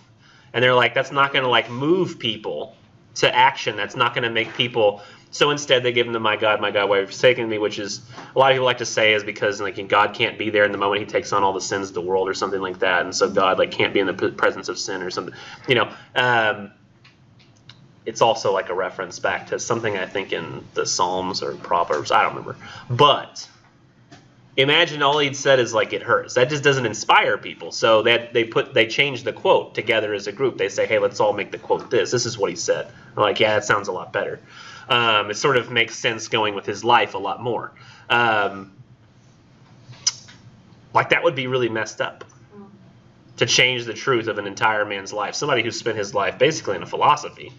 If you think about that, essentially all religion is a form of philosophy. It's just philosophy with somebody you're following. So it would be really messed up to take those last words, change them to something else. Or imagine if he did say, my God, why have you forsaken me? And somebody said, oh, well, what does that mean? God leaves him? We don't want that. We'd say, my God, thank you for everything. Or something like that. So that everybody now knows different words that are last words of somebody. It just seems wrong to change someone's last words. Doesn't it? Yeah. And to change this for just some lady who she says, I knew him better than anybody. And then when he says, your name was the last word, what does she say? I knew it. So you didn't know him at all then, because that's not at all what he said. You shouldn't have imagined that he would say that. It's just not how that works. So I think that this right here is the ultimate realization of the darkness that, to me, it's like, yeah, we have this stuff that's going on in Africa and people are like, but this doesn't even, it's not even like a macro thing. You know when I say macro, I mean, like, big, like I just want to make sure I was being clear. Yeah, a big picture thing. Oh yeah, y'all taking economics, haven't you? Biology. But y'all have, macro, do y'all have, is that, those terms come up in biology? Macroevolution. Oh really? Yeah, macroevolution is evolution on a big scale. Microevolution is like an evolution within a species. Oh, interesting. I wasn't aware of that. So if we developed like mind speech, like telepathy, that would be like, humans now have telepathy. That's like a microevolution. Yeah, I think so. Because it's like just condensed within humans. Human species. Now we need to really worry if spiders become telepathic. Like, why are they all here? Like, what have I done? Spider army. Technically, aren't ants almost telepathic? Because don't they communicate by radio signals? Yeah. They communicate through pheromones. Pheromones? Really? Bees communicate through pheromones more than ants, but ants also have like some form of telepathy between their species. Oh man, did you know that? Well, I don't know. So we have all these macro things that are happening in Africa, right? Getting back to the macro word. We have Kurtz essentially being an excuse for the tribes there to do horrible, unspeakable things to one another and attack one another. We also have the presence of minerals and resources there being an excuse for the British to come and essentially enslave the people who live there. Like, it basically, it's like somebody coming into your house and forcing you to start working outside and like dig things up in your yard, and you can't have them. It's somebody else. It's insane. And so that stuff's dark. The fact that he doesn't view them as people is dark. The fact that the only thing that the guy is concerned about of all this happening is that, well, we can't make money from this. That's dark. The fact that Kurtz gets all the way back here, and at first he's like, he sits there and he finishes his dinner. He doesn't even feel like this is like a big death. And now finally he thinks Kurtz is something. And he's like, the horror. He doesn't even know if he's got the right papers. That's kind of dark. And now he's sitting here and he's like, the one thing I could do right is to tell the truth. No. Doesn't tell the truth. It doesn't even matter. Like, what in the world changes if he says to this woman, she says, what were his last words? And he goes, the horror of the horror. She's like, you lie. His last word was my name. Whatever, lady. And then he walks out. Like, at least he's rendered, and the crazy thing is, this is Kurt's whole life, and he's condensing it down to telling one person the truth of what happened. One. He could have just told him. What's it going to do? But he can't. So that means that not only on a macro scale are we horrible to one another, but we are on a micro scale too. Like, just somebody acting kind of funny can cause us to completely abandon truth and good. It's horrible. I think that's another thing that makes Marlowe kind of an unreliable relayer of a story, because he's not truthful in the ultimate end of it. So he could not be truthful about anything. We couldn't trust him, just like he trusts nothing. It's true. And I'm sure that he definitely, I was going to say, like, made his story more interesting, but I don't think many people sound all that interested. Yeah, embellished some of the details. I'm sure Conrad had to. He said, like, but for the most part, like, everything was sort of makes sense there. I just feel like this is so, like, so dark it's hilarious to me. Like, the whole thing plays out like, y'all have never seen a movie called Sunset Boulevard, I assume, right? Has anybody seen Sunset Boulevard? Doubt it. It's like a black and white movie, so probably not. Wait, what If y'all have ever heard the words, Mr. DeMille, I'm ready for my close-up, or you may have heard it backwards, I'm ready for my close-up, Mr. DeMille. It's this crazy lady from, like, the silent film era who was very expressive in her face, but when the silent film era was done and they started having the talkies, some of the people's voices and actions didn't quite translate to the talking film era, and over time things get less dramatic. Acting becomes more understated. And she's still, after all this time, this is how she acts in person. And she speaks like that all the time. Like, so she gets this screenwriter, and she pays him to live in her house and write a great script for her that she could then get back into the movies with. And she wants him there, like, all the time, and she, like, won't let him out of her sight. She'll give him use of the car, but only go do quick things for her, and then wants him immediately back at the house. And, like, but she's, like, this over, like, crazy dramatic woman, and everything's, like, the worst thing in the world. It reminds me so much of what's happening here that it's insane. Did anybody read it with the melodrama that I added to it? Yes. When you were reading it? No, I didn't read it with melodrama. Actually, I read it kind of simplified. I didn't think of it as like as romantic as other people did, like ending it with like, oh, it's so sweet or anything. But you didn't think of it as openly comedic as I. No, of course not. That's why I was laughing so hard when you were reading it, because it was the funniest way I've ever heard it read, because it was all in my head, so I was like, I just feel like it's absurd to the point of hilarity to me. That's how a lot of old movies are too. Like you were mentioning Sunset Boulevard. I think you mentioned. I'm sorry, I was looking at something else. But you mentioned how overly dramatic they were or something because black. They definitely could be. Aesthetic or whatever. But yeah, they were. I think the melodrama that was from the talkie era does transpose into the Heart of Darkness, especially with how you wrote it. I want to look up the word melodrama to make sure I'm using it correctly because it's been a while.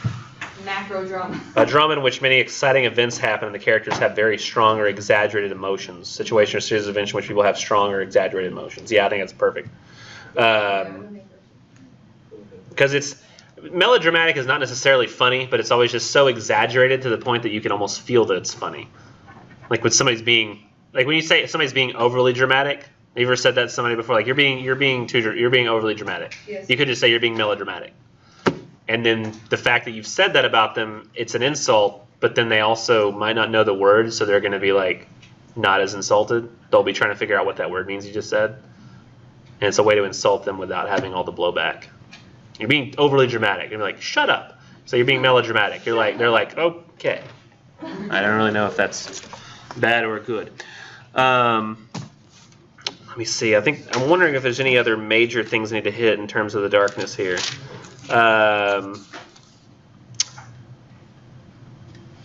I mean, there's the obvious, the racism throughout. Oh, there's one thing I forgot to mention is the insults that he kept making to the people hearing the story.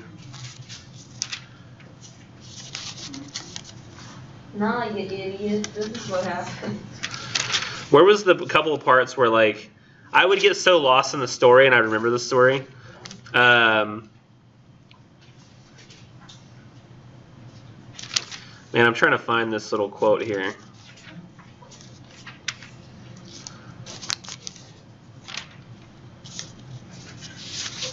They say to him, they're like, come on, Marlowe. Yeah, here it is. At the bottom of 2431. Yeah, be civil, Marlowe. He says, but I felt it all the same. I felt often its mysterious stillness watching me at my monkey tricks, just as it watches you fellows performing on your respective tightropes for, what is it, half a crown a tumble? Talking about the guys on his ship and how much they get paid to do what they do and how hard it is by comparison to what he does. And the guy's like, try to be civil, Marlowe, growled a voice, and I knew there was at least one listener awake beside myself. And he goes, oh, I beg your pardon. I forgot the heartache which makes up the rest of the price. And indeed, what does the price matter if the trick be well done? Okay. You do your tricks very well. They're probably still pissed at him. He's so condescending. Isn't he like the oldest one there too? Probably. I believe so. Oldest, maybe after the director, but also maybe the oldest. Give me 1 second. I want to look something up real quick before I move on to the next thing. No.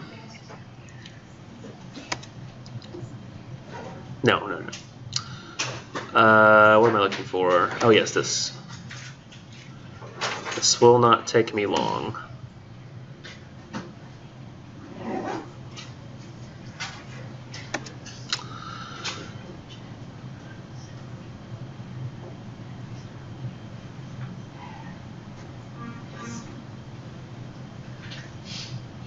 Yeah.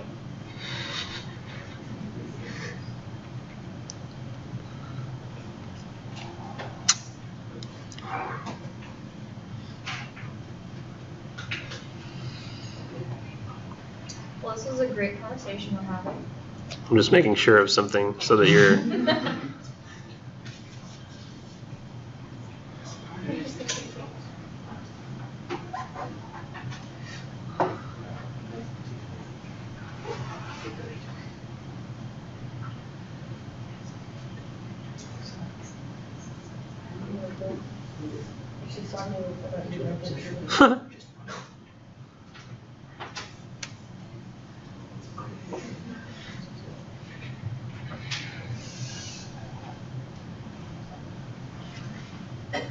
Well, that's kind of tough.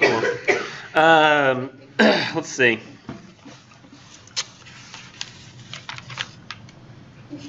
Does anybody remember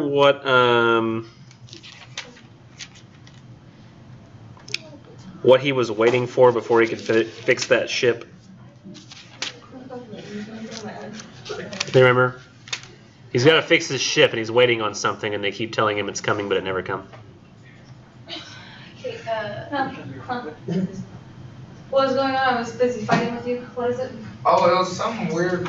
they were fixing the ship and said it was coming, but it never came. It's actually a bunch of little pieces, all of which are needed. Because the boat was sunk, so they need new pieces that'll... But they hadn't paid for it. Yes. I guess figured out what that is. Otherwise, it's all there.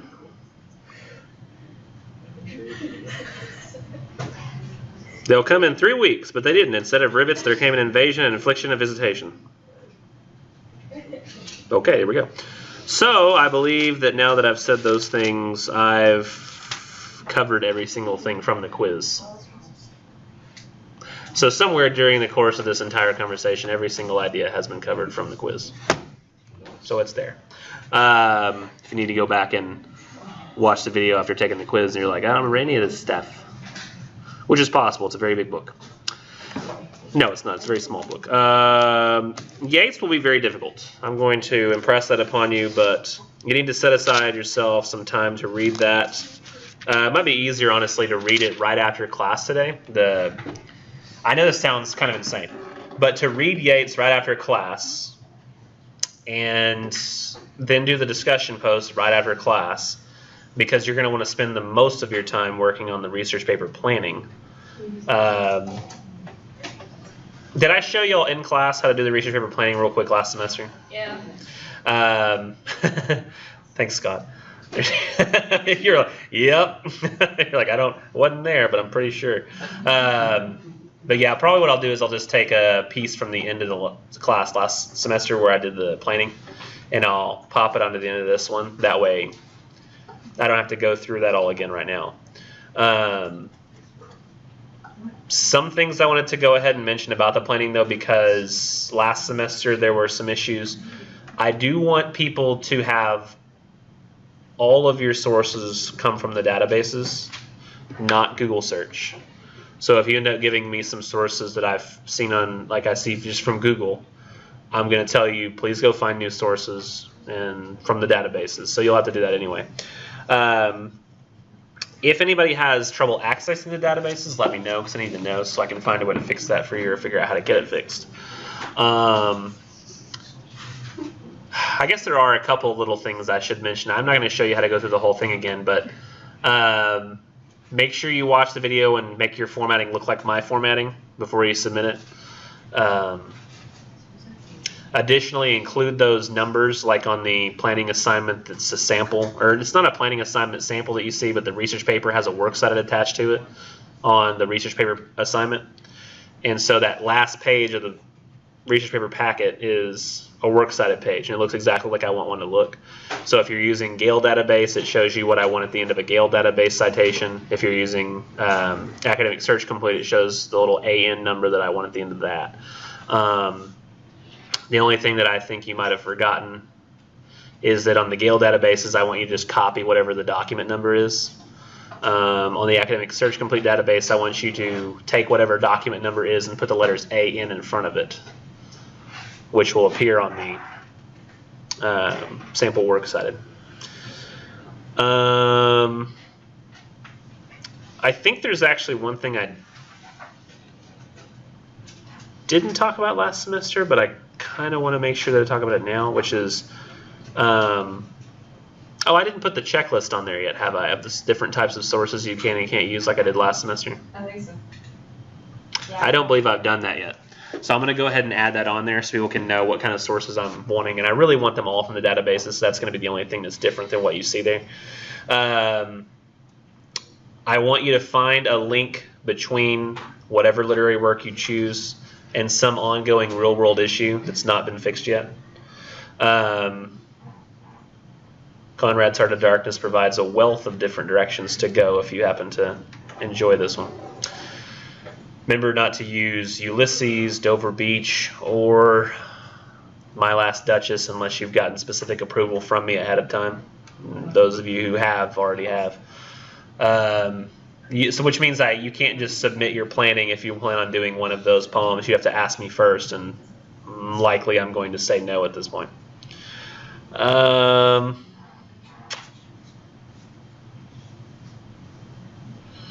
The thesis, something that a lot of people did not do last semester, and why lots of people did not get 9s and 10s, is it's more important than just pointing out the similarity between something going on in literary work and something going on in the real world. I don't just need to see, oh look, these two things are similar. I need to feel like there's a reason why we're looking at this. So when we have the minister's black veil, and what was the real world issue? Hypocrisy. Yeah, Westboro Baptist Church, the link was hypocrisy and ending hypocrisy. It's not just to say, oh, look, they're like them. It's to say they're like them because they're both hypocrites and we need to get rid of hypocrisy. And a lot of people aren't saying that in their thesis. All I'm seeing is like, hey, look how something today happening with racism is similar to Heart of Darkness. Like, I need to figure out, like, Yeah, well, I guess racism is bad enough where we can kind of already tell what the problem is there, so fix that. But sometimes people are like, cosmetic surgery in My Last Duchess. And I'm like, yes, but what are we really learning? What is it, cosmetic surgery inherently bad? What are we talking about? And they're like, oh, vanity, okay. Problems with viewing the self is valuable. All kinds of different ideas there. So, any other questions about the planning before I move on to talking about the wasteland real quick before? Oh, I guess we're not doing wasteland. Yates. I was about to say, I was not prepared to talk about the wasteland. No, you don't have to be prepared to talk about the wasteland. I was going to mention some stuff about Yates before we move on. No questions about the planning? Be a good time for them. Oh, one more thing. I think we've done it enough times. You have to cite the literary work from the textbook. Do we have to have a source, like, do we have to have a source that inherently, like, connects our literary work to our thing? No, in fact, I'd prefer you not have that. Okay. So anybody, if you find a source that connects the real world issue to the literature, don't use it. Then can we... Don't even read it. Okay, then can we at least have a, like, source that, like, elaborates or explains more on the story if that's what we need to understand the story? That's what I want. Okay, cool, because right now I'm looking for Heart of Darkness ones, because I'm still trying to figure out a topic I'm not gonna lie. Because you can do it over the writer or the story itself. Right. Well, I mean, you have to do it over the story, but you can find articles written about the story or the writer. Yeah, because if you just need stuff, like if you need stuff about the writer, or like to more understand some of the symbols and stuff. Yeah, symbols that they're likely to use, tone, attitude, their particular lives, things like that. Because I'm still looking for stuff. What literature database do I not want you to use in finding your sources? Blooms. Blooms. No Blooms. I don't want Blooms. I want academic search complete. Blooms is a literary academic source where like you go and you can find like the specific poem or like stuff that the author. So no Wikipedia. It's not like relative. One more thing. How many total sources do you need to have on your planning assignment? 6, including the book. 6, including the book, is correct. So if you have 5, you don't have enough. Because I wanted the answer. She's like, I know this. And of these 5 sources, so you have the textbook is one source. You have 5 other sources. This can be 1, 2, 3 about the real world issue, or 2 about the academic article. Or, come on, go together, finger in them. There we go. Or you can have, wait. 4 and 1, or you can have 3 and 2. That hand made it more confusing than. You can have 3 articles about the real world issue and 2 about the story, or you can have 4 about the real world issue and 1 about the story. I prefer as often as possible, if you have a topic that I think has been well researched before, I'd prefer you not use news articles. So if it's something like, something that's very, very recently happened, like you wanted to talk about, I'm not saying this would actually happen, but Reince Priebus being kicked out of the White House as he was the Secretary of State. What was he? No. Chief of Staff, I think he was. So Reince Priebus no longer is the White House Chief of Staff. That's something that just happened the other day. So there's no way you're going to find that in the databases. So you basically have to find that through news articles online. Or you could find them as news articles on the databases, but you're not going to find research articles about that. But if you're doing something like cosmetic surgery and its effect on people's sense of self-worth, there's going to be all kinds of research out there on that. So there's likely going to be academic journal articles out there. And if there are academic journals out there written on your topic, then I want you using academic journals wherever possible and whenever possible, not news articles because they're easier to find. Dang it. And because they tell you the things you want to hear from a journalist who is not an expert in the topic that you're looking at. God dang it.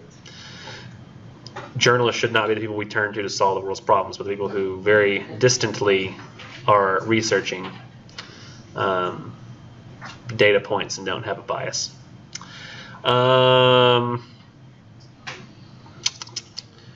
Don't forget, you got to have at least some on the real world issue, some on the story. So maybe we'll only do like 5 on like the story or 5 on the real world issue. Got to have a thesis, and it has to do more than just say that this is the topic and this is the story and this is the real world issue. That's all I can think of right now. I'll add a little bit to the end of the video. Yeats is hard. I want to explain one concept before we leave about Yeats that you'll have to understand before you kind of start reading him. He's often going to mention a concept that you've never heard of before, nor would I expect you to have heard of before, called a gyre. A gyre? A gyre. Okay. To him, this is a gyre. A spiral? Spiral? Spiral. I know how to actually pronounce, but I don't care. It's a spiral that gets larger and smaller A funnel spiral. as it goes. So it starts big and it gets small, then it expands back to large, starts going small again. And I think, as long as I can understand this properly, I believe that he thinks that as within that particular spiral, that three-dimensional gyre that goes down and then gets back bigger again, or it can go to left and right, but I've always imagined it up and down. There's also other spirals that are doing the same thing, but the opposite at the same time. So you have, he considers, I think, all of like world history and thought and ideas to follow sort of this pattern where things become small and people, in a sense, disregard them, but then they become big again. Yeah. This, I think, actually perfectly explains U.S. politics. Yeah, that makes sense. Like right now we have a Republican-controlled House, Senate, and presidency, correct? And probably 20 to 30 years from now we'll have a completely Democrat-controlled House, Senate, and presidency. And then 30 years after that it'll be the same, unless the party names have changed. Which did happen a couple of times before. Like we went from robots and humans. I even doubt that. But we once had, what was it? It was the it wasn't the Whigs, was it? I know we had, I think Whigs was a political party here Whigs one and time. Tories, that's the English.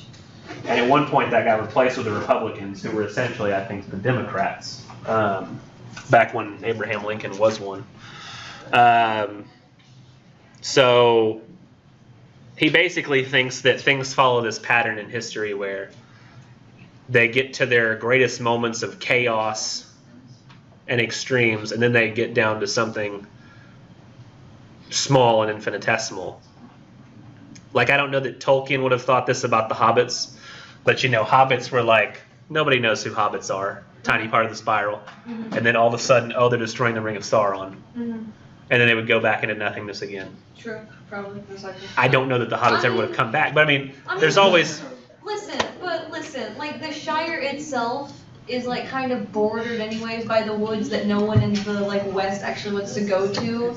And then like the hero hobbits go to the other side of the world to live out the rest of their days in Yavanna's garden.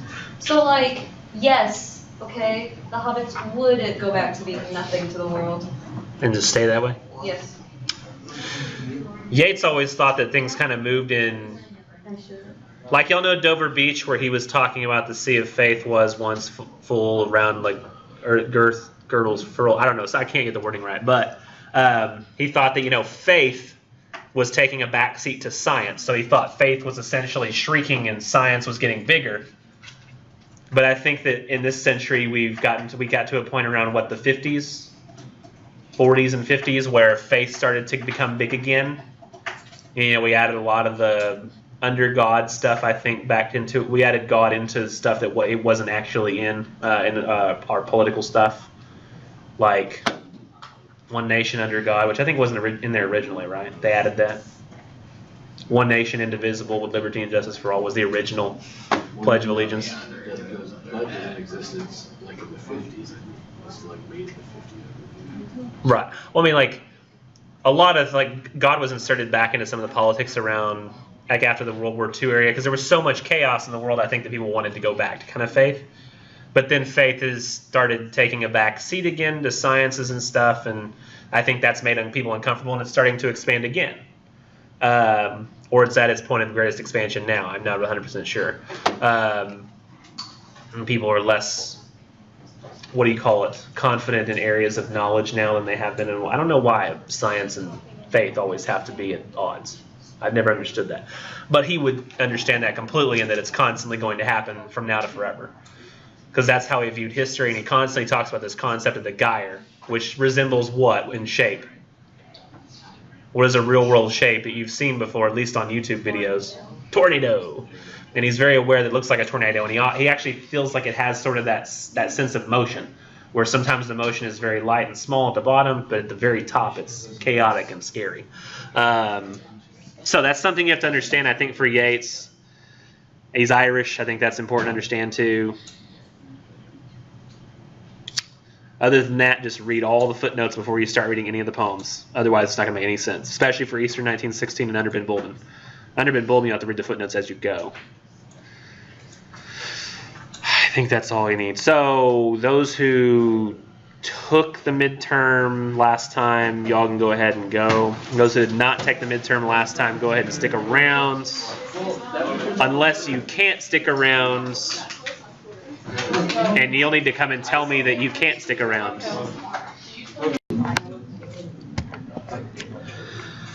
Alright, so I'm on Blackboard here. But I need to be on...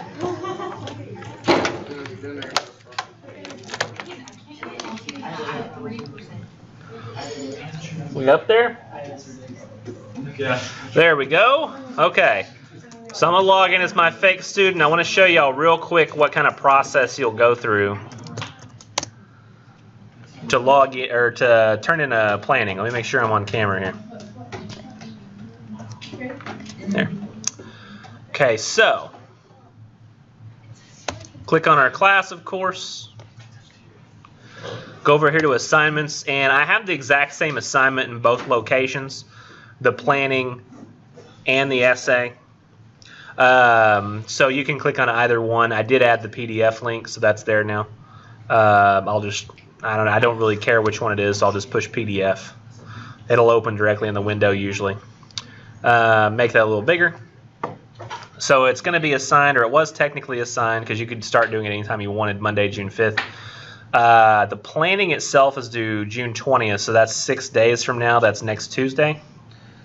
So I think it's the hardest assignment of the class. So that's coming up in 6 days that you have to turn in like the first part, and then it won't be due, I don't think, fully until the 25th. So that's actually further than now. I think that's what, about 13? No, 12, 11 or 12 days. I'm not good at counting. You want to know like a little joke people always say that always drives me nuts? What? Like anybody talking to an English teacher, if like there's a math question and I say, I can't really calculate it off my head, they'll say, well, yeah, you're an English teacher, not a math teacher. but I did UIL math, it wasn't called math, it was UIL number sense, math counts. So I'm good at math. It's just they always make the assumption that I'm not because I'm an English major. So yes. You just said English was your worst subject? Not my worst, but Not even close to your best? no, it was the one of the core, what do you call it, core classes? Like English, history, science. It was the one that I made the lowest grade in of those. And math was your best, right? Math was always my best. Always made like 99, 100. Became more interested in English. But English is interesting, yeah. Math is not interesting. That's fine. Answers are obvious in math. Once you figure it out, that it makes perfect sense. English is not. I mean, English just be like, who was really at fault for what happened at the beginning of the play? I don't know. Let's talk about it. Let's work this out. Whereas math would be like, what's 1 + 1? It is 2. Anybody have any other thoughts? No. It's 2. Look, we take the one thing and the other thing. That's 2 things. So planning is due June 20th, and we have the essay itself due June 25th. We're going to have a presentation on day 9. So the day before the final, we're going to have a presentation. It's a very simple presentation, but I'm not going to talk about that until right before we have them. So I'm going to put off that for now. This is where you've got the assignment, but you'll submit the assignment here. So I'm going to go ahead and click it. So this is just the planning assignment I'm talking about right now. So you are going to have to attach something and write something in the comment box. That's going to be very odd. But I want you to attach one document and have one thing that you type into the comment box, not the right submission box. I'm glad it's automatically collapsed, and so you don't actually see it. I want you to type your thesis into the comment box and attach your works cited here. And how do you gather those two things? So I don't know why that just did that. Oh, right. Go away. So the first thing I want you to do is find a literary reading and real-world applicability focus. Like what? And I'm probably going to go through number 1 and number 2, which is the essay planning, and not through the paper itself. So let me scroll down past all this stuff because I'm not going to repeat all this stuff. Nah. Does it say 30% of the class? Is that right? I could have sworn it was only 20% of the class. Oh, wait, no. With the presentation? Yeah, it is 30%. So here's what you do. So you got to choose a literary reading and find academic journal articles on it. So if you happen to get on there and you can't find any academic journal articles on the work that you're trying to do, like for example, you decide I'm going to do a research paper over something short because I'll be able to know more about it, and that'll help me write a better research paper. The problem with that is you may not be able to find lots of research on Shakespeare's sonnet number 18. So that might not help you that much. You might be able to find some articles on Shakespeare's sonnets in general, which would help you, so you could use that. But if you were to choose something like John Donne's Holy Sonnet 10, there might not be anything written about that one. It might be easier to do something that's a little bit longer, like Beowulf or Sir Gawain and the Green Knight, because there's probably going to be plenty of articles on the databases to look for. So let's assume you've made a decision. You're like, I know which one I'm most familiar with, and I know which one I could probably relate stuff to the real world the best, so I'll pick Chaucer's Wife of Bath. So you need to get you another window open here, or go search on a computer while you're on your phone with the other. I don't know how you do it, but you want to go to our main website. Hopefully you've done this in the other classes. Do y'all use the database in the other class? Yeah. Okay. I'm still going to take people there. Just wrote, why is it so tiny? That was weird. Go to quick links, then library services. But now you'll see that this is going to be immortalized on video, so you can use this later. Scroll down to where it says databases off campus, and you're here. Put in your same username and password as you do for Blackboard, I believe, which is your student ID and 8-digit birth date. I put in something else. Was that right? It used to be that you went to a green page. I don't see that anymore. It's Bloom's. They don't want it. No, we don't use Blooms at all, and I don't want anybody to use Blooms. Did they change something? Let me hit enter again and see if it's just... Yeah, usually I used to say if you got to a green screen, you know you're in the right place. Now it's no longer green, so it's going to look different, but it's still the right place because it has our two databases. It has Academic Search Complete, and it has Opposing Viewpoints Resource Center, which are the two that I'm okay with people only using Academic Search Complete, so don't feel bad if you end up doing that. So let's start there. Why is everything so much smaller than I usually use it? Here we go. So I'm going to search for Wife of Bath because that's the one I've decided to use. Maybe I'll have to put in Chaucer, maybe not. Way less articles than I thought there would be. So I'm going to put, I want scholarly peer-reviewed journals. I don't really care about the date. And I want academic journals specifically, not book reviews. So once I've limited by those two things, I'm down to 27 articles, and I can just look through them and find which ones have the aspect I'm probably most going to talk about. And I don't know if I talked about this yet, but I don't want y'all picking something obvious. Like, the whole point of this is you're supposed to take a literary work and compare it to some real-world problem that's going on in the real world. But I don't want it to be the thing that's literally talked about in the story. So I wouldn't want you to do something like Wife of Bath and feminism, because I really feel like feminism is kind of the subject of the Wife of Bath's prologue and tale, to me. So I'm gonna pretend like I'm doing Wife of Bath and feminism now, because it just gives me a way to search for some stuff that I know that you're not allowed to search for. So I might find through here stuff that might point me to ideas on feminism. So what do I have? Shifting traditions, Chaucer's narrative accomplishment, and Wife of Bath, considered in the context of shift from oral tradition to literature print, doesn't really do what I want. Miller's use of costume and his seduction of the Wife of Bath, maybe, I don't know. Dubbing Chaucer and Beanie Man, I don't think that's going to be helpful to me. I don't know what that means. Problem defining sovereignty, Utopia Conquest, Who Painted the Lion, Tell Me Who, Marriage, Force, and Alternatives to Force in John Dryden's Fables. The problem is that's a different work, so it's not going to help me. Contested Authority, Jerome and the Wife of Bath on 1 Timothy 2, Protocols of Violence, Hunters, the Wife of Bath, Pam Houston's Cowboy, Speech, Circumspector, Section, Orthodontics, and Mansfield's Prologue and Tale, and the Wife of Bath. I'm really not finding anything I want yet. Public and Private Feminism. Boom! 22 pages, decent length. I can go to my PDF full text here, and that's where you'll click to get the full text.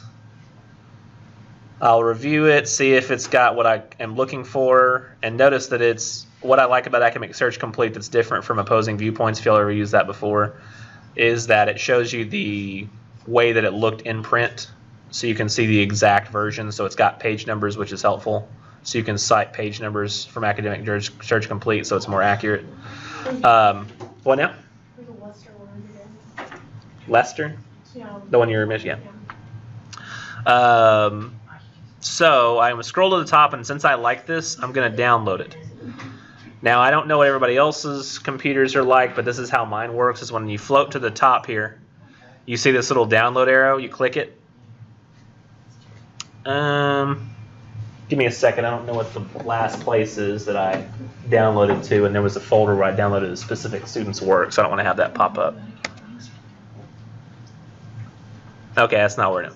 So, downloads. So I'm actually going to put it in my documents folder for this class specifically. I have one for English 23-22 Summer 1 2017. And I'm going to call this, I'll actually just make a new folder for research because I want to keep that separate from my regular work. So I'm going to just call this research paper.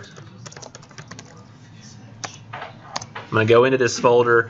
I'm going to save this as, what's the title of the article? Public and Private Feminism in Wife of Bath. Public and Private Feminism in Wife of Bath.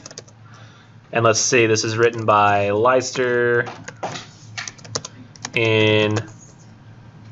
Oh wait, I'm always supposed to do the author first. That was dumb. Leicester. Public Private Feminism, Wife of Bath, from Women's Studies. I can't do an apostrophe in title names, so that's why I haven't put one. And that's from 1984. So it's a little ways back, but a lot of times the things people say about literature applies for a long time. By the way, if you're doing articles on the sciences in any way, like for example, if you were to try to do anything that related to cosmetic surgery, you'd probably want to only see cosmetic surgery articles from maybe the last 10 years, because the science of cosmetic surgery is going to change, especially the physical part of the science, but also psychological science might change in 10 years. Whereas a lot of times people saying stuff about literature is going to be relevant for a long period of time. So it just depends on the topic that you're doing. So I've got title of the author, title of the article, then I've got the title of the journal, and I've got the year. So I'm going to save that, and I would suggest doing that with all of your articles because the internet does go down, the databases do go down. If you save the articles to look at later, even if you're saving more than you need, that's going to be much more helpful than getting on there like an hour before it's due and being like, oh crap, I can't access any of my articles. So that's one of the reasons I would suggest saving them directly to your computer as opposed to even saving them in the folders on the databases, because that's hurtful as well, or not as helpful. Then you probably need a citation. Now if you look right over here on the side, because what I'm asking you to submit to me is your thesis. So basically a statement about how these two things relate, your literary work and your real world situation. I also want a works cited page that has 5 possible pieces of research you plan on using for the research paper, and I'll approve those and say, yes, these work, or these are Google search sources. I don't care for them. Please choose something else. Go back to the databases. Because I know it's easy to use Google, but you don't find the best research on Google. especially considering the way most people search on Google is to just type in a search, and if you don't get what you're looking for on the first page, you retype the search. Is that how most of you use Google? Yes. You don't go. Has anybody ever been to like the 8th page of a Google search? Not very often. If you have, you're just, I don't know, maybe bored. You find really irrelevant things. Yeah. I mean, usually it's like if it's not on the first couple of pages, people notice that it's not what you're looking for. So people don't do that. But in building your works cited page, you can click this Cite button. And it's got a list of different types of citations that it does automatically. And you can scroll down and find the MLA, because that's what we use in English. And copy paste this into a Microsoft Word document. So let's see, Word. I'm going to open up a Word document here, get started there.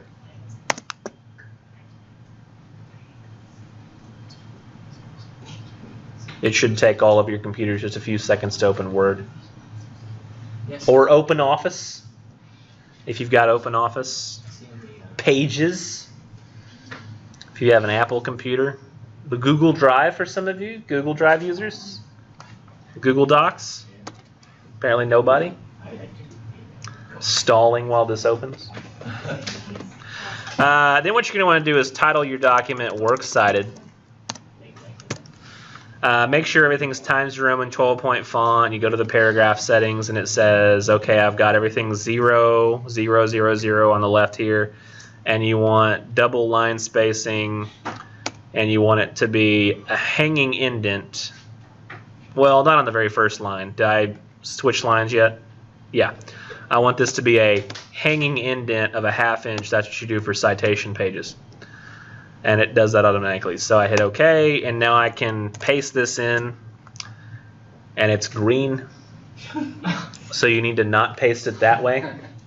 So I'm going to hit Control-Z to undo, because that works on almost all computers. Command-Z for Apple. I'm going to do the drop-down paste. Pick the one in the middle, usually is the one that does it the most correctly, because it preserves the italics and it gets rid of the other bad formatting issues. Now, I personally, and this is what I'd like you all to change on the MLA citation, I personally hate the giant website. So I just want you to go back and get the basic website information. None of that other stuff's necessary, because it's people have tried to paste that in to academic search or like into a Google browser window. But every time you make a new session, like if you go home and you do this on our computers here, then you go home and get on your computer, every time you have to log back into the system, the databases, it makes a new session number. So if you try to paste in that web address to get back to your article, that won't work. So don't try to do it that way. Backspace this, put a period after, and hit space twice. Now I don't see what's called a DOI number, which is required now in MLA. So I have to go get the specific database number from Academic Search Complete and put that in. So I have to go to their main page for the detailed record. And they have what's called an accession number. That was in the old one. Uh-oh. Sometimes that can be the way that it displays in the URL bar, but I've noticed it's more accurate and easier to go back to if you do it this way. So I need to do the paste like I did before again. And I prefer, that's not actually what I want. Just plain text, I guess, would be the best way to paste this. I'm going to delete that so it gets rid of that extra space. And I don't want you to actually have a colon or the rest of the word. I just want it to say AN 5809134. The reason I want this is because this is not only easier on me, but easier on you. Because on Academic Search Complete, if you Control-Copy this phrase right here, and you go back here, let's say that I go to a new search, but I make this new search AN and then the number that went with it. It takes me directly to that Wife of Bath article. So it'll always pull up just the article that you're looking for if you do that number. So it's not just easier on me, it's easier on you. If you're like, I need to get back to that, how do I do it? I've got internet, but the URL's not working. That's the way. And then you can look at the PDF again. But of course, I would suggest that you just save it. Now, you only have to have how many? Does anybody remember how many articles you have to have? I don't even know if I mentioned it yet. How many? You have to have 5. How many do you have to have just about your work of literature? Or 1 or 2, yeah. And if you look, the sample essay has that same amount.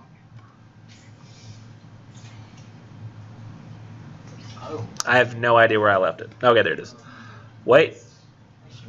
There it is. If you look at the sample works cited page for this paper, it actually has 3 literary articles, and I think 3 of the regular articles about the world situation, which is fine.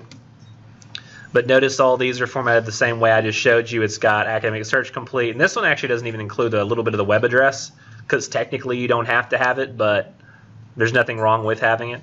So for me, I just want to make sure I know what database you got it from, and as long as I see academic search complete, that's usually good enough for me. And you can put the whole accession number with AN if you want to. As long as I get the AN number and I get what database it's from, then I'll allow some variation on the way you display it. I've come to a point though where I do prefer it to look this way, so slightly different than the sample works cited page, but it's up to you if you want to follow that sample works cited page or follow what I'm showing you right now. I'm going to find a couple articles on feminism. I'm not going to spend a lot of time doing that from the database here. Because I'm just looking for some stuff real quick to show you how to submit. So let's say I get an articles on feminism and I just type OK. I make sure I change the search to scholarly peer-reviewed and academic journals only. Good. I've only got 9,000 articles. That's great. You can also limit by other means, usually like by subject is I think the best way to limit. Let's talk about the social aspects. How about sex differences of feminism? So feminism talking about the differences between the sexes, because that's what she's talking about. So why not? So I'm going to talk about the biological sex differences because that sounds cool. And I'm going to do this one, sexuality and the singularity of French feminism. One of the reasons I'm doing this is because it has a slightly different record. It's got a DOI number in addition to the accession number. So that's actually a universal number that's even more relevant than the accession number for academic search complete. So if I get the citation, that's all I'm going to do now. Assume that I've downloaded the articles, okay? But I'm going to scroll. I'm going to get the citation. And see, the DOI number is already built in there, so I don't have to make any changes to it. It's already perfect. What was the guy's name? Nye? Yes. So it's in alphabetical order. That's good. Let's go back and find another article, which now that I've found one, I can just pick the first one. Doesn't really matter. Citation.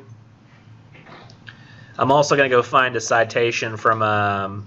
this requires more work, though, so I've got to do this real quick. Hold on. Copy, special paste, delete long web address that I hate, period, get the accession number from the detailed record, which is already here. I don't even really need to put the other part. I can just type AN and then paste that number in. Dadgummit. Special paste, period. Okay. So I've got 3, and they're still in alphabetical order. Look at that. Now I'm going to go to the other database that you can use. We'll just stall my... It might. I'm not going to mess with that. Let's just go back to the main page. It's going to be faster. No. There we go. Quick links, library services, databases off campus. Now I'm going to show you the other database you can use, which is Opposing Viewpoints Resource Center. Those are the only 2 I want you to use. Do not use Bloom's Literary Reference. Do not use Literary Reference Center for any reason whatsoever. Only use the 2 I'm telling you about. Opposing Viewpoints Resource Center. I'm going to search for feminism articles here because you can only search for, in this database, real-world issues. So... because what I want you to do here is I want you to find a link between something you see that's a problem going on in the real world in a way that you could relate it to one of our works of literature. Has anybody read the story Battle Royal in your 1302 class? I'll tell you real quick. It's a story with a whole lot of racism in it. We have white people who are in power in the town getting the black kids in the town to do these horrible, horrible things that like basically making them fight each other, electrifying them to try to get money. And then they give a black kid a scholarship so they feel like they've done good things. But in that story, I told students they could not write about battle royal and racism because that's literally the subject of the story. But I said they could talk about battle royal and, for example, the Black Lives Matter movement. Because whereas it both deal with race, it's not like you're explicitly saying racism. They're two different examples of what's happening with racism in two different time periods. So that's what I'm okay with. And you can look at the sample paper too. It compares Minister's Black Veil with the Westboro Baptist Church, rather than saying Minister's Black Veil compared with hypocrites or hypocrisy, because that's literally the subject. If you can just find another example of somebody in now times being hypocrites, that works. So I'm going to type feminism here. Oh, I'm already there. I don't want anybody on these databases using featured viewpoints or viewpoints. I only want you using either academic journal sources or news sources, and I prefer academic journal sources if you can. So I'm just going to find 2 academic journal sources here. Women in Shark Tank, sure. And you can do 2 ways of citation here. Citation tools, which you can click right there and it'll bring it up for you. Or it's at the end of every article. So if I go down to the bottom of the page, it's right here. Again, I want you getting rid of the crap that I don't like. Who wrote the article? Karen. K is before L, so paste it, special, enter. I don't need an access date, so don't give me an access date. I don't care when you accessed it. It's obvious to me. You accessed it in the last couple days. Gale number kind of already says Gale like this, so I'm cool with that. Just paste that in. Put a period after it. You're done. And we'll do one more feminism article from here. It's harder to save articles here as well because they don't come in the exact same PDF format that the original was. Columbia Journal of Gender and Law, Capital and Class, different article, good. And paste the article citation. Mygusha, was that what it was? LMNOP. Enter. Get rid of everything with the Gale group. This crap just takes forever, doesn't it? It's going to take you forever at home, way longer than this. You're welcome. Paste. Period. Okay, now I got to go check and make sure, because that might not be the case, that all of my... I want you to have all of your journals be different and all of your authors be different. I don't want to have the same author, the same journal. Why might that be the case? Yeah, I don't want to just get the same stuff over and over again, the same opinions. I want 5 different sets of opinions by 5 different people. So I've got Karen, Leister, Mygusha, I can't say that name, sorry, Nye, Simeon. And I've got that from the Columbia Journal of Gender and Law, Women's Studies, Capital and Class, Australian Feminist Studies, and Political Science Quarterly from the Academy of Political Science. So I've got 5 different journals as well. Let's assume that it's mostly recent stuff. So I'm going to save this. I'm going to save it in that folder I've been showing you. Oh, I've already got it open there. Let's do that. The Britlit 1 folder. No, not that Britlit 1 folder. Documents. Summer 1, 2017. Open. Research. Paper. Okay, works cited. So here we go. So I'm saving it there, and now I can go submit. And I'm just going to, for the sake of time, copy the thesis that was submitted for this research paper, which is Hawthorne's portrayal of the hypocritical townsfolk, blah, blah, blah, blah, blah. We'll talk more about the paper and where that thesis should appear in the paper. And I just always, just to make sure, I would maybe put it on the second page, the thesis, just so you've got it somewhere. So there we go. So I've got the thesis that's in this document, but it doesn't have to be. When you're submitting it, I'm almost done, by the way. When you're submitting it, where is Baraka? Here's what you do. Let me save this and close it. I'm also going to copy the thesis so that I can submitted on Blackboard. And yeah, save it. Seriously? Let's browse my computer. So it's not quite where I'm looking for it. Oh yeah, it is. Works cited. That's what you're going to attach.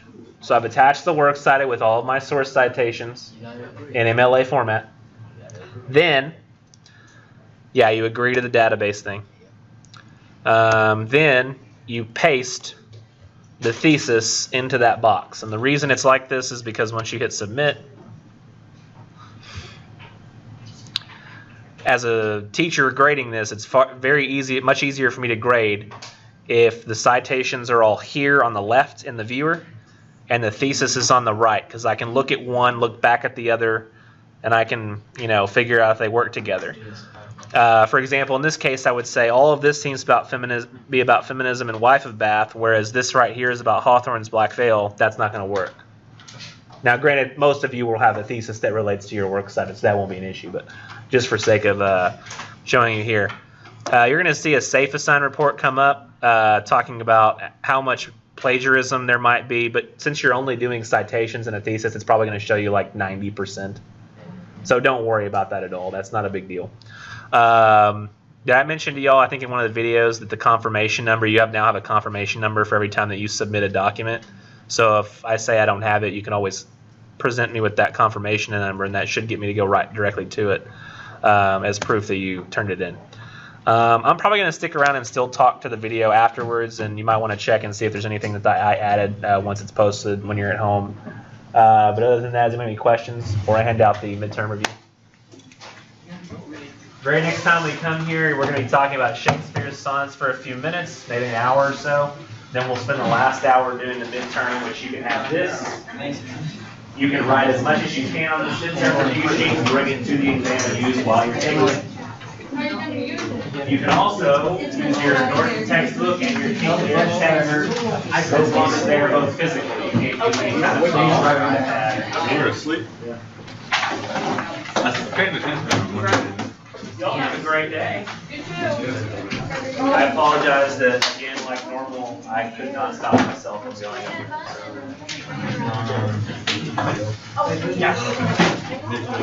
So good luck on table prepare. I say, wait, how do you know?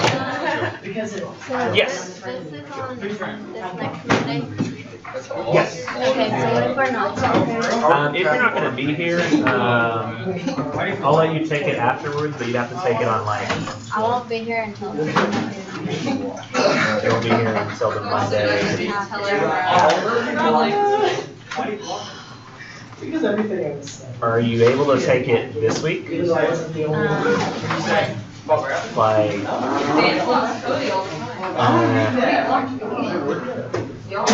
Because I know you can't take it on. I don't think you can take it on Tuesdays here. Let's just plan on taking it the week after. And it'll be in the testing center downstairs. I'll go give them a copy of the test. But is this just you, or is it gonna be your sister as well? Just me. Just you. Email me what day you're gonna be gone, and I'll tell you that I put the test in the testing center for you. Okay. And that's what you will do. Okay. Just email which day you're gonna be gone. So I've got a record in the email too. Okay. Okay. I sent you the email has the dates on that I'll be gone. Okay. It says Sunday, then So you'll be gone on Monday for the midterm? Okay. Yeah, I'll be gone all week actually. Okay, so I'll probably have you take it the week after as well. Okay, what was I gonna say? I'm probably gonna cram in a bunch of what we have next week into like these next few days. So if you see a bunch of my papers, it's just me doing that before I'm gone. Gotcha. So I'm not gonna have a lot of time because our schedule is like minute after minute. It's like down to every second for our major camp. So. Gotcha. Okay. I have the same problem. I'm going to the drum major camp next week, so I'm going to be gone Monday and Wednesday. And then the next week, I'm going to a NASA camp, so I'm going to be gone Monday and Wednesday again. Okay, so you will probably need to take the midterm. Can you take the midterm this week? Yeah. Because if not, you're going to have to take it the week that you come back, and you'll also, I think, be taking the final exam very shortly after that. Yeah. Then you may have forgotten most of. If you'd rather, would you rather take it before or after? So it's gonna be like 2 Well, weeks. what's my option for when I can take it this week? I think. See, I'll have to talk to them downstairs. I don't know when the testing center's open in the summertime. I think you could take it any day but Tuesday. I think you could take it like on Thursday or Friday of this week. But then Okay. that's not a whole lot of time to prepare. Yeah. I mean, I can take it Friday.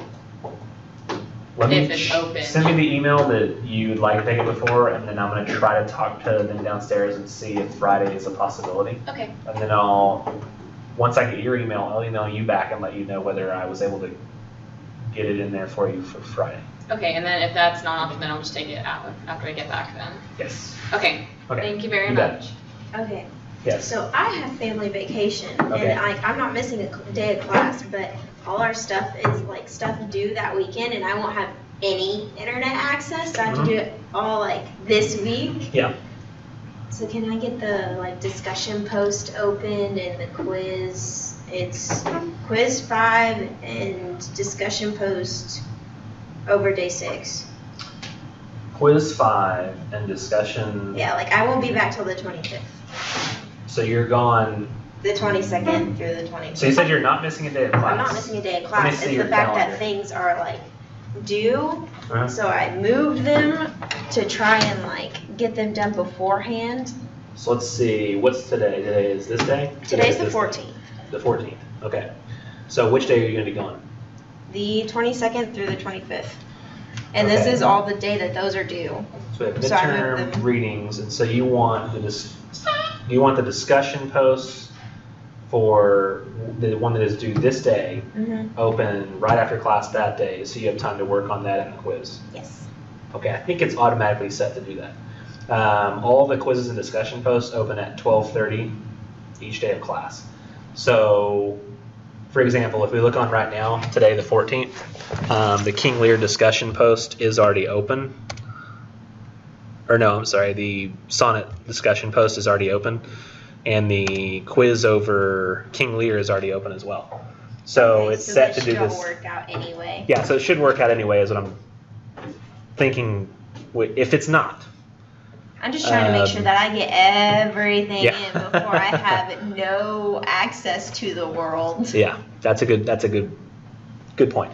But I think it's already set that way. I think if it for some reason it doesn't show up the way it should around that time, send me an email, let me know. But I've already got it set to where it's supposed to do that. Okay. So it should be fine. Thank you. Yeah, you're welcome. Sorry.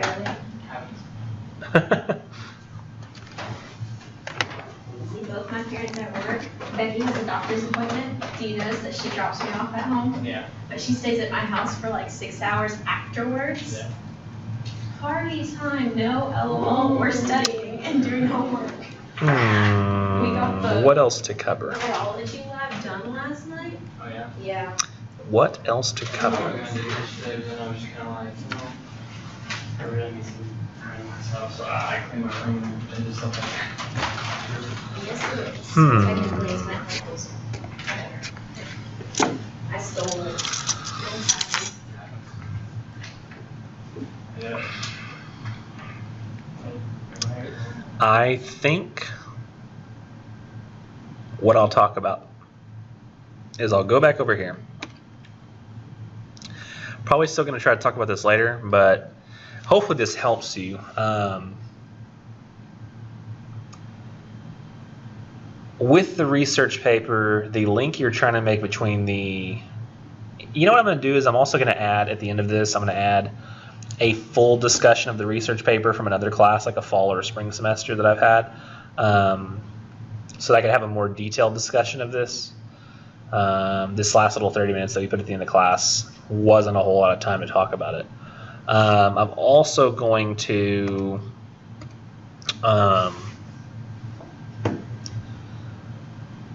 I think that might actually do it. The day I assign the research paper is like an hour and a half that I usually talk about, or pretty close to an hour and a half that I talk about the research paper and what to kind of figure out. I will say that if you've taken this class before, like if you've taken a 1302 from me,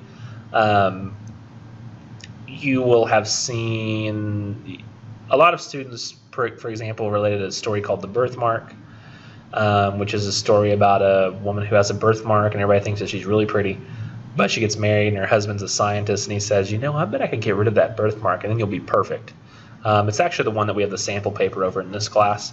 And a lot of people related birthmark to the problems of cosmetic surgery, how a lot of people will change themselves for somebody else.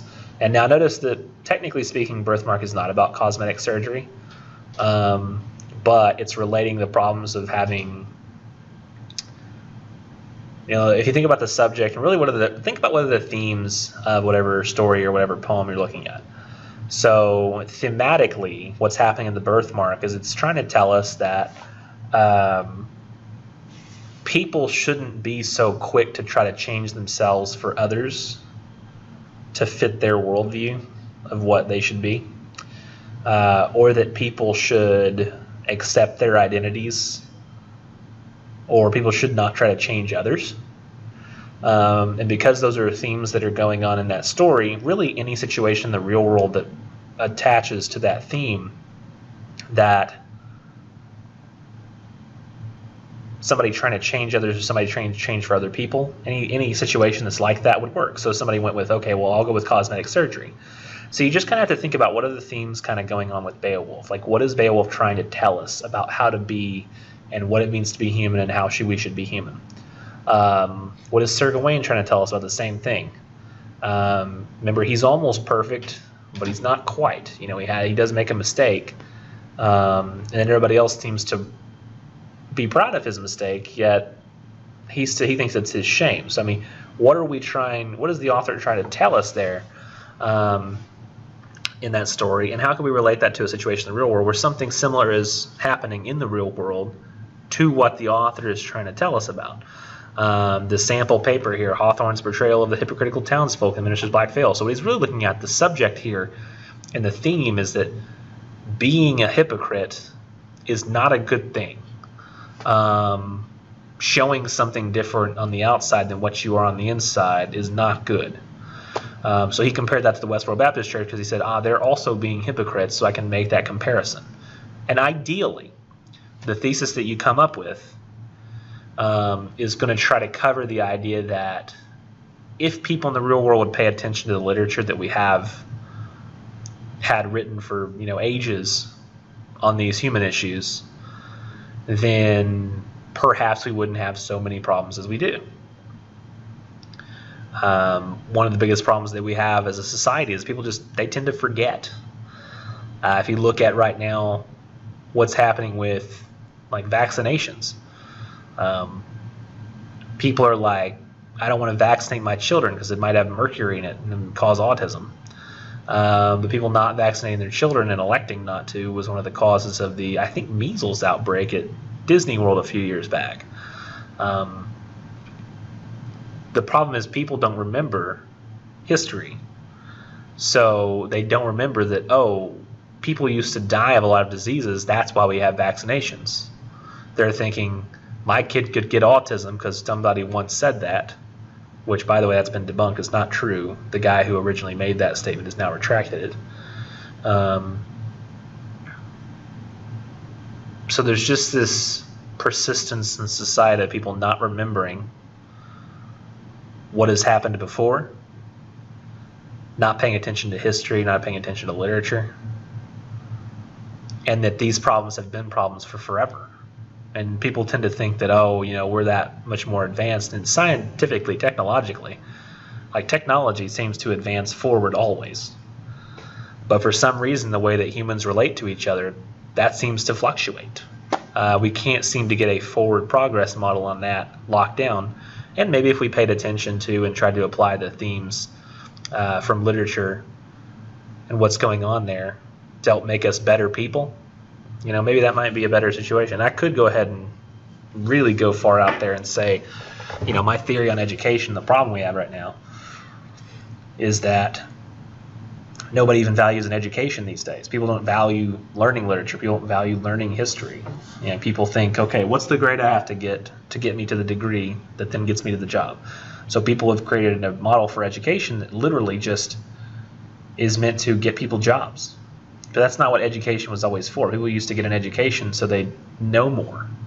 And the reason that people got jobs, and the reason they made a college education almost a requirement for jobs these days, is because they found that the people who voluntarily went to college and got a degree tended to know more and be more well-rounded individuals than those who did not elect to do that. So that's why it ended up becoming eventually a way of weeding out everybody else. It wasn't necessarily getting a degree that made people better employees. It was becoming educated was what made them better employees. And voluntarily wanting to go and learn more about what it means to be a person, what science is, what history is. So if somebody is just trying to go to school for the degree, you know, the kind of graduations that you have these days where people are bedazzling. It's an alarm I have to make the midterms. People are bedazzling their graduation caps in a complete lack of respect for the entire institution of graduation and what education means, that somebody has finally become an adult by, or become a better person by having taken in an entire body of knowledge and become a better person as a result of that. That's what that was supposed to be respect there. There's supposed to be a seriousness. And I mean, now it's just an opportunity for people to get a selfie in a different outfit that day. So I mean, really the problem there is that people aren't valuing education. People aren't valuing literature and history and all of these things that make us better, more well-rounded individuals, that help our society become a better place to live. And people forget, and we make the same mistakes today that we made 40 years ago as a result. It's a huge problem, resembles a lot of Aldous Huxley's The Brave New World, or just Brave New World, I'm sorry, not the. And that's what I want you doing with this assignment. I want you to be looking at some problem that's going on today that could be solved if we just looked at the literature. So make that difficult connection. Make that a huge focus after you finish your critical evaluation essay. And I'll probably go ahead and tack on some more explanation of how to look at the databases and find research, put that research into a paper, even though you really don't have to have the paper due until the Sunday after next. I might actually add that to a different video, and I'll just do the searching for a research paper topic on this video. So I'll probably add a little bit more after this. Watch it if you feel like you don't have a good handle on the situation and what you need to submit, which is a thesis, works cited, thesis in the comments box, works cited attached as a document with all the formatting things that I said to do here. I can't think of any more stuff that I have to say right now. Read Shakespeare's sonnets over the weekend. Do that maybe real quick. You just take the King Lear quiz. Read the sonnets, do the discussion post, then write your critical evaluation. Then maybe start working on your research paper planning, because that's going to be due on Tuesday. And that might be the tougher thing to do than write the critical evaluation. That's my suggestion to you. Don't forget to bring your midterm review sheets for the midterm on Monday, because you can use them on the midterm that we'll do the second half of class after we talked about Shakespeare's sonnets. I think that's about it. If you have any questions, you can email me. If you see the end of this video, be a fun thing to do would be to email me the word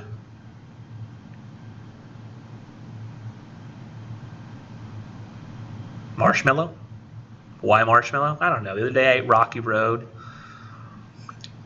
ice cream, and I thought I didn't like it. Turned out I really kind of like it. It's pretty good stuff. So you could email me the word marshmallow to show that you read this or that you watched this video. So just hop on your phone real quick while I'm talking. Email cnichols@parishjc.edu. Subject, video, text, marshmallow. That's all you gotta say. If you spell marshmallow wrong, I don't blame you. It's a difficult word to spell, although it really is just marshmallow. I think once upon a time I thought it was Marcia Mallow, but I don't believe that's the case. It's MARSHMALLOW, which is, a fun word. So I guess that's it. You might see some more tacked on after this, and if that's the case, that's the case. All right, talk to y'all later. Bye. here we go. We're going to talk about search for research paper topic and also how to submit the planning, but in a slower pace than we did the day where I assigned the research paper, because I was having to go over a lot of different things all at once, which can be difficult. I'm going to be mostly sitting because much of what I'm doing is on the computer, and I can't help that. So there will be like 4 PowerPoint slides, not very many, but it's just mainly going to be me doing stuff on the internet. Not like kids do stuff on the internet for fun, like real worky type stuff. Now back to researching on the next slide. So I've got kind of an outline we can be looking back and forth at. I'm going to go to Google Chrome, which is the browser that I use to access the databases. I think it works the best, but I don't know for sure. It should, because I think that's the one that they've optimized it for. I do not want to restore my pages. That's why I closed all those windows in the first place. We're going to start out by doing what we always do, which is to go to Google. Paris Junior College. No. Y'all probably do it even simpler, don't you? PJC. Boom. Once you're here, quick links. Library services. Scroll down to databases off campus. Log in with your student ID number and password, and you're in. Now, I went through all that stuff really fast, but since I'm posting the videos, has anybody ever gone to the... Have y'all kept up to the fact that I keep the videos up there? I'm doing a much better job this semester than I ever have. But just to remind everybody, Paris Junior College Blackboard, and let's sign as Barack in another window. I'll have to be logged in as him anyway, because he's going to submit the planning again. Oh, and I can tell you about something else too. No, I don't want to do that. Log in. Okay. Bingo. So over here on the left, you will see English 1302 lab. That's where the lab assignments are. What was the other thing I was mentioning? With your the videos? Yeah. The videos, yeah, that's what I was saying. Lesson videos are here. So that's the ones for the past. If I ever have, I might sometimes have better information there, but I really don't think so, because this semester I've done every single day. So everything's there. And I've kept it updated. I believe I've even got the research paper ones that we started. Yeah. The only thing I don't have is, you'll see, I'll have probably like a quick video explanation that says, today we had grading conferences for week 9, day 1, but this class will be uploaded as well. So you can access that as well. So you can see like me going through how to get to the databases if you forget. It's just a quick place to go, check, and look. So I think that's a pretty good resource to have. But for now, I'll flip back over to here. Where I suggest starting out, since this is 1302 and you have literature, it's a very simple thing to do, which is to first just look at the literature that's on the syllabus. So flip over here to the syllabus. And I would just literally start reading through the green readings on the syllabus, like just on the list here, and writing down the ones that you remember or that are fresh in your mind. Probably the stuff that you wrote about is going to be the #1 stuff that is going to hit that for you. So, you know, if you wrote about killings for synthesis analysis, then that might be the one that you go to. My guess is that if you did something for a synthesis analysis, with the exception of Oedipus, I mean, you might not have connected with Oedipus, but if you chose something for synthesis analysis 1 or even the upcoming synthesis analysis 3, the poetry one, I think that one's going to be more likely to give you work of literature to go off of. The critical evaluation, I figure most of you picked it so you could have something to focus on. I mean, it might not have been as personal to you, but I would pick whichever piece of literature you're most confident about searching, or that you feel like you could connect with the most, or you feel like you could find outside connections. I will caution you against, though, I don't want to see stuff like connecting good man is hard to find to a murder that happened in the world. Like, wow, he murdered people, and then out in the world, somebody else murdered somebody. What? Because, I mean, like, murders are usually isolated incidences. Like, unless you wanted to say there was a large-scale problem with lots of different types of murders, like the recent wake of school shootings or hate crimes,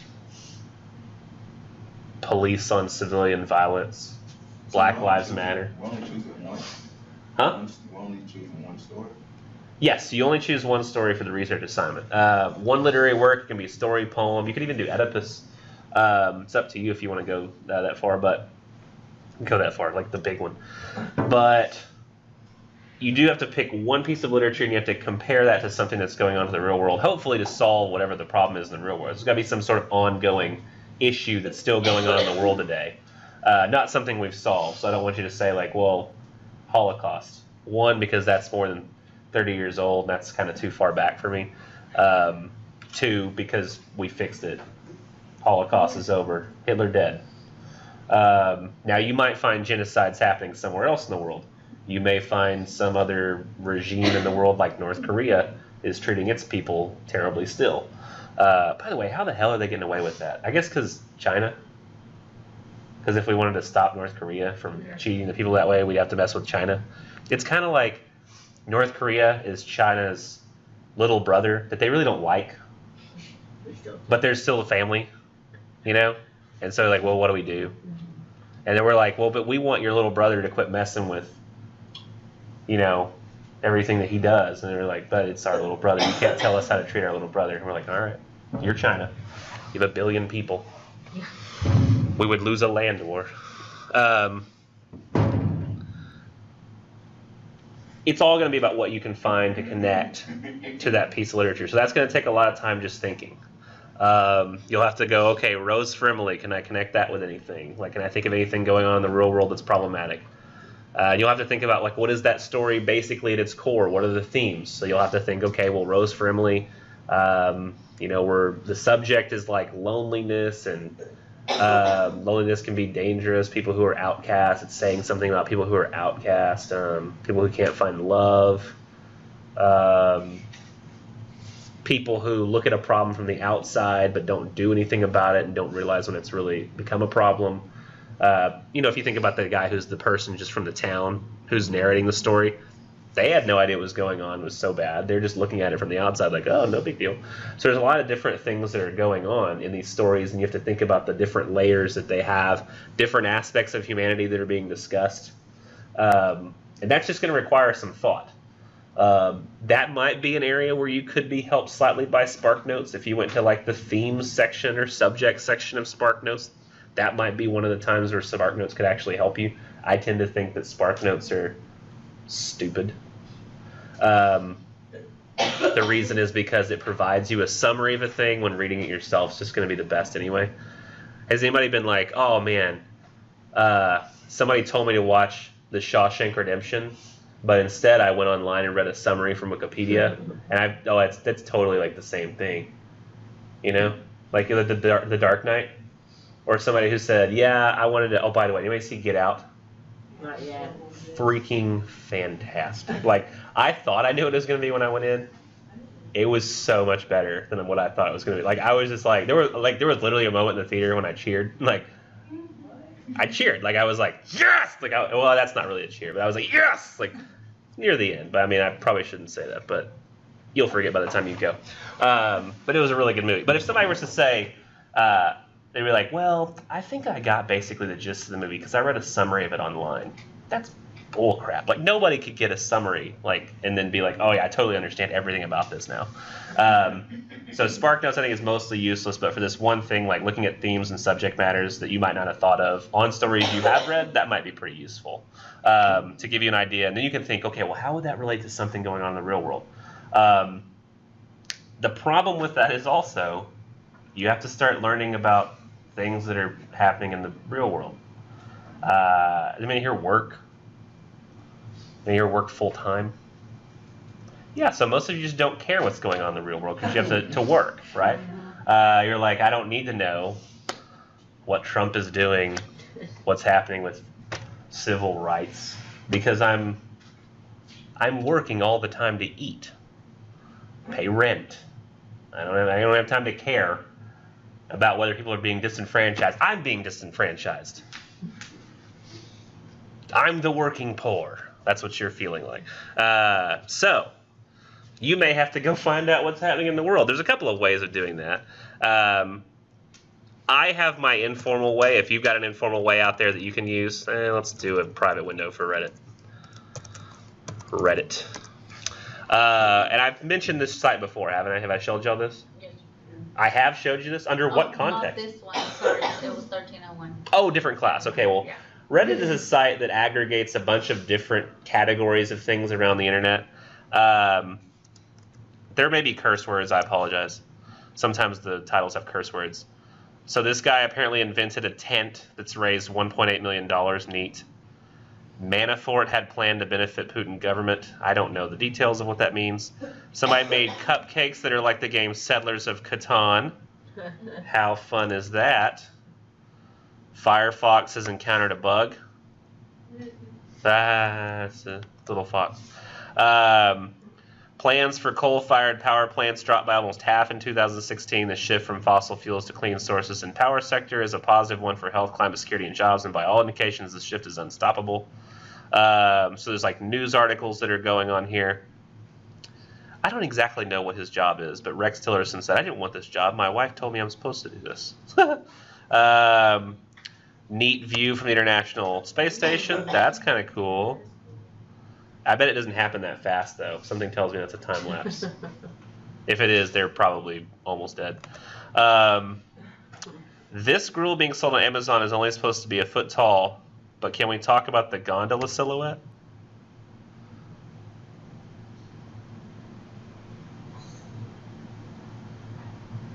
What? I don't know. That's a weird. That's a very weird image. The whole image is very strange. So I mean, there's a. Oh, that's bad words. Okay, we're gonna go. So this is all just fun stuff mixed with news. But if you want to just get down to what's going on in the news, you can click this little news section up here, and it's got nothing but news and things that are going on. Marijuana raids are more deadly than the drug itself. Interesting. And you could just start thinking, like, any type of news story that interests you, you can start thinking of the stories you figured out that it interested you and think, okay, can I make a connection? In any way in this world can I connect these things? Burger King says it will stop serving abused chickens. Can I don't care. Married teacher smiles at mugshot after being arrested for having sex with a student at her school. That's horrible. Woman hid stillborn in freezer for days, thinking family would be upset for religious reasons. Man, oh man, people are, what is going on? This is horrible. Lawyer for family of Russian whistleblower thrown from building. Oh, so we can assume it's a suicide. Turkey's Erdogan warns Europeans will not walk safely in the streets if diplomatic Americans chant "Build the Wall" while on vacation in Cancun, Mexico. If the wall was there, you wouldn't be in Cancun. Build the wall. Cancun sucks. The baby. Somebody must have not let him have drinks or something. What? Okay, I've got to check this out. Why were they saying "Build the Wall"? Let's see. We're all set to enjoy a night watching a pirate show on a boat in the waters off of Cancun when some U.S. tourists aboard the ship. Oh, they were on a ship. Okay. So the people from the ship were chanting it at the people in Mexico from the ship. Oh, gosh. Ridiculous. You're sailing to Cancun. It's very strange. Jewish man accused of spray painting swastikas on his own home. It's discrimination. Oh, did y'all hear about that? There was a guy too, like, y'all remember the whole, I mean, it's still going on, but like the Black Lives Matter thing, and then there was the people who started doing the whole Blue Lives Matter thing for like saying Cop Lives Matter, and there was the guy who said like his car was vandalized with like Black Lives Matter stuff, and it turned out that the guy vandalized his own car just for the insurance money, but because it ended up being like this race issue, it ended up becoming news, and so the guy ended up getting found out, and like he ended up losing, like both him and his son went to jail. I think the wife did too, because they were all in on it and aided and abetted insurance fraud. All kinds of like, now you got to think like how applicable is that to everything. Like I was like, okay, well I can't really do this one guy who did insurance fraud because that's not a broad scale problem unless you can find out that insurance fraud is a huge scale problem, then you could. Actually, but according to the FBI's database and their research, yeah. The majority of hate crimes, like that's how a lot of them happen. most hate crimes aren't actually committed by people that commit crimes. It's mostly people trying to get insurance from it. Oh my gosh. Well, maybe it is a bigger problem. So you might find out that it is a bigger problem. You can use it. But I really want stuff that's a large-scale problem that needs to be solved. Not like this jerk somewhere spray-painted swastikas on his own house to get, to look like he was discriminated against. That's not a huge problem. I don't see that being a massive problem, unless you can find the hate crime statistics that show, actually, mostly it's insurance fraud people, in which case you could say this is a big problem.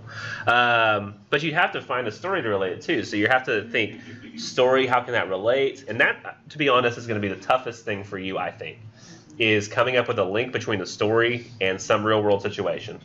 And I read at least parts of the Minister's Black Veil sample essay, right?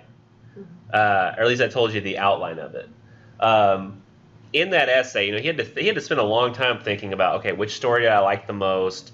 What is it talking about? And he's kind of like, okay, it's kind of got some hypocrites in there. Where can I find hypocrites in the real world? Starts looking through news. I think he told me he used Reddit on my advice, but he may have ended up using the other database too, which I'll show you in just a second, to kind of just look through topic subjects and be like, okay, wait, I think this is an area where people are hypocrites a lot, and then kind of look.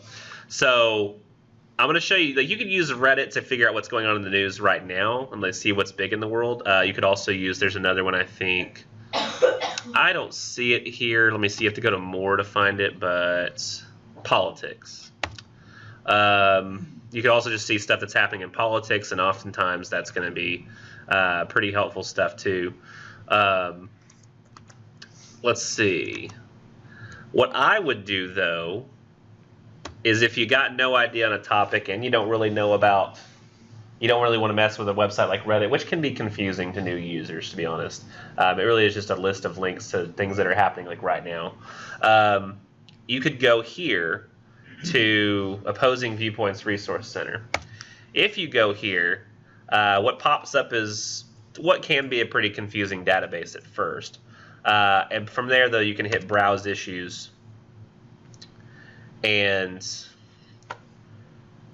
there's all kinds of different topics that are going on in the world today that they've done some research on. I think that this, if I had to be honest, I think that this database was compiled for people who are involved in debate. I think that's a big part of it.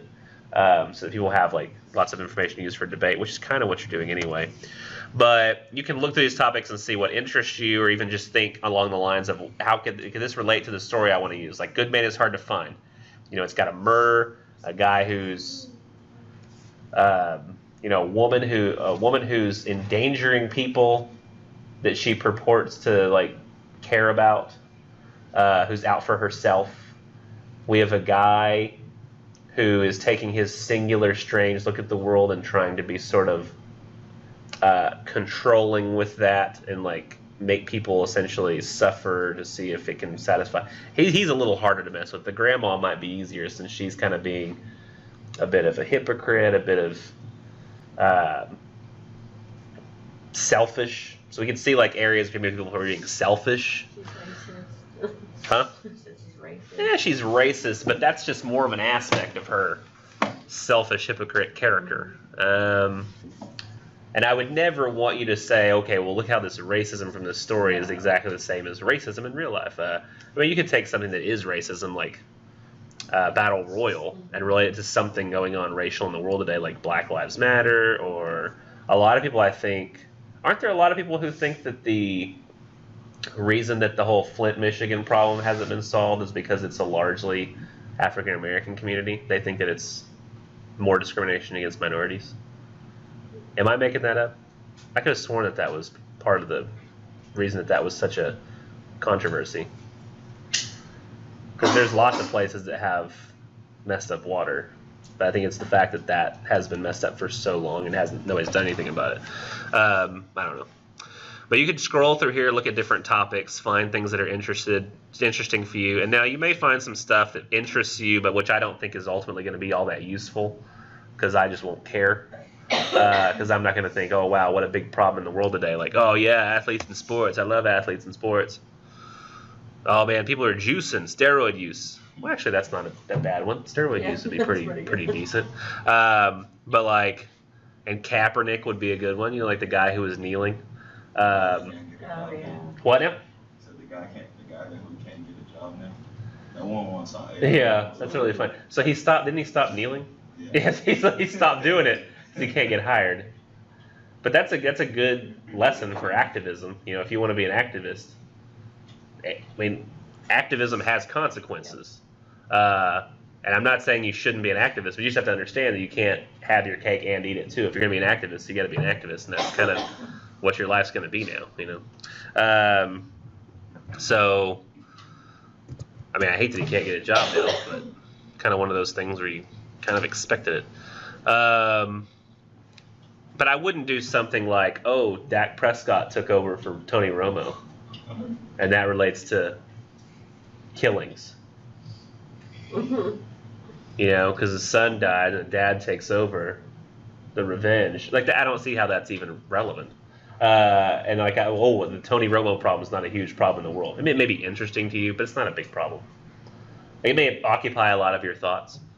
Like, man, Tony Romo's going to go somewhere else. Yeah, right. And how will the world be affected? Not really. Money-wise, probably. So it's a matter of just looking through, finding the topics, find something that interests you. And does anyone remember how many of these articles you have to have? Articles over the news event? 3 to 4. You only have to have 1 or 2 on your story. So, I mean, a lot of people will approach this different ways. There's not really one right way to approach this. I think that some people will just start out by saying, okay, well, I know I need to have 1 or 2 articles on the literature, so I'm going to look here first. And so they'll go to Academic Search Complete and say, okay, well, I want to do killings, but let me check and see if I can even find anything first. Andre Debus, killings. Pre-Oscar buzz spurs vintage tie-in. What? Oh, it's an article about the Oscars because In the Bedroom, which is the film based on the story Killings by Andre Debus, was nominated for some awards. Okay, so this story is not a great example of one you could find lots of stuff on, but maybe I can find stuff about Andre Debus's writing in general, which I said you could do, if you couldn't find much on the story itself or the poem itself. So let's get rid of Killings. And maybe I can find stuff that would still be relevant to me. Beneath. Ah, here we go. Wait, what's going on here? It says it's by Andre Debus 3? The third? Is that the same guy? Spoiler alert, it's not. It's not the same guy. It's his son, who also became a writer. In fact, the one that we call Andre Debus is actually Andre Debus II. His dad was Andre Debus I. So you're right. No. Oh, I was curious. No, he was a Southern guy. Maybe from the military. This says, heroism in ordinary life and the stories of Andre Debus. Not Andre Debus III. So that would actually work. So I would think, okay, is anything that I'm doing, and this might be a good place to start as well, because you might look at the titles of some of these articles and go, okay, is there any topic I can relate to, like heroism? Maybe. Ordinary life, maybe domestic issues, disputes. I mean, murder is not going to be a common everyday issue. I can see them there at Fenway Park, Andre Debus and his good friend God. Probably not going to be that helpful. Like a baseball article. No more male and female, bodiliness and the Eucharist in Andre Debus's stories. No more male and female transgender issues? How can I relate that to killings? I don't think I could. I could look and see. You check it out. It's possible. But this is what your process is going to be like. It's going to be like looking at the articles, looking at the stories, thinking about the world issues, and going, okay, can I relate? No. Can I? No. Can I? No. And that's going to be what you're doing for like probably hours. This is one of those where just the thinking of it beforehand probably takes longer than the actual doing of it. But once you've got something, and I'll just kind of cheat and use the one that we've already done. So let's say that I did some searches and found, well, the minister's black veil, I could find all sorts of stuff for. So let's do this one. Like I've got all kinds of articles, and I really only need 2. So let's say a significance in the subtitle, reading of his, concealing Moses in the Holy of Holies, I don't know. Veil of Words, studies in short fiction. Let's say that that's good. So what you want to do is you'll go to the article. I have some suggestions once you've decided that you want to use an article. So let's say you read the summary or you found something and you actually like it and you want to use it. You click the PDF full text, and it pulls that up right here. So you say, okay, Veil of Words, good deal.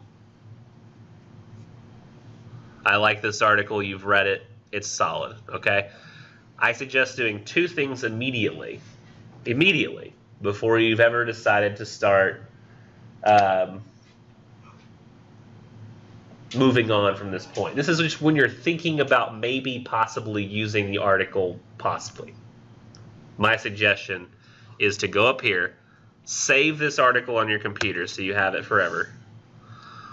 I'm going to make a folder here in 1302 specifically for research if I haven't already. 1302 2017 spring, research paper. Well, I'm deleting all this crap. Delete. Yes. Delete. Yes. Delete. Yes. Delete. Yes. Delete. Yes.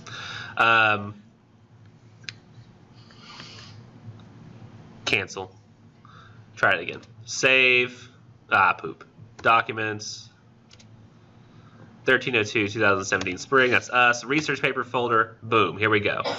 Now, what I want to try to do is save as much information about this article as I can. That's always my suggestion. So just article written by Norman German. I'm going to call it Veil of Words in, and I can just abbreviate that since I know it's my story, but Minister's Black Veil, MBV. I notice it comes from over here on the left. It says Studies in Short Fiction. And it was written in, looks like 1988. Does anybody know why? I don't know if you've heard me talk about this before, but I generally say that currency is very important in articles, meaning that the writing is recent. This article is written in 1988.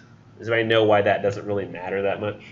Because it's over a literary piece. Yeah, it's over a literary piece. I mean, largely literature ideas aren't going to change that much over time. There might be certain circumstances where a whole new book of an author's has been discovered that changes the way we think about them, in which case you'd need to know everything after that particular date. But I'm not going to expect you guys to know that particular stuff about Hawthorne, and so anything that was said in 1988 is probably going to be relevant today. So you could save the article and make sure I got the name of the author, title of the article, title of the journal, and the year. That's all I really need. So I'm going to save that. So now I've got it. If the internet goes down, if I'm home, I lose internet, I'm prepared. I've got it. Another thing I want to do immediately, because it's going to save you a lot of time later, this is where you end up doing most of the work for some of you anyway, is to go over here and get you Microsoft Word pulled up.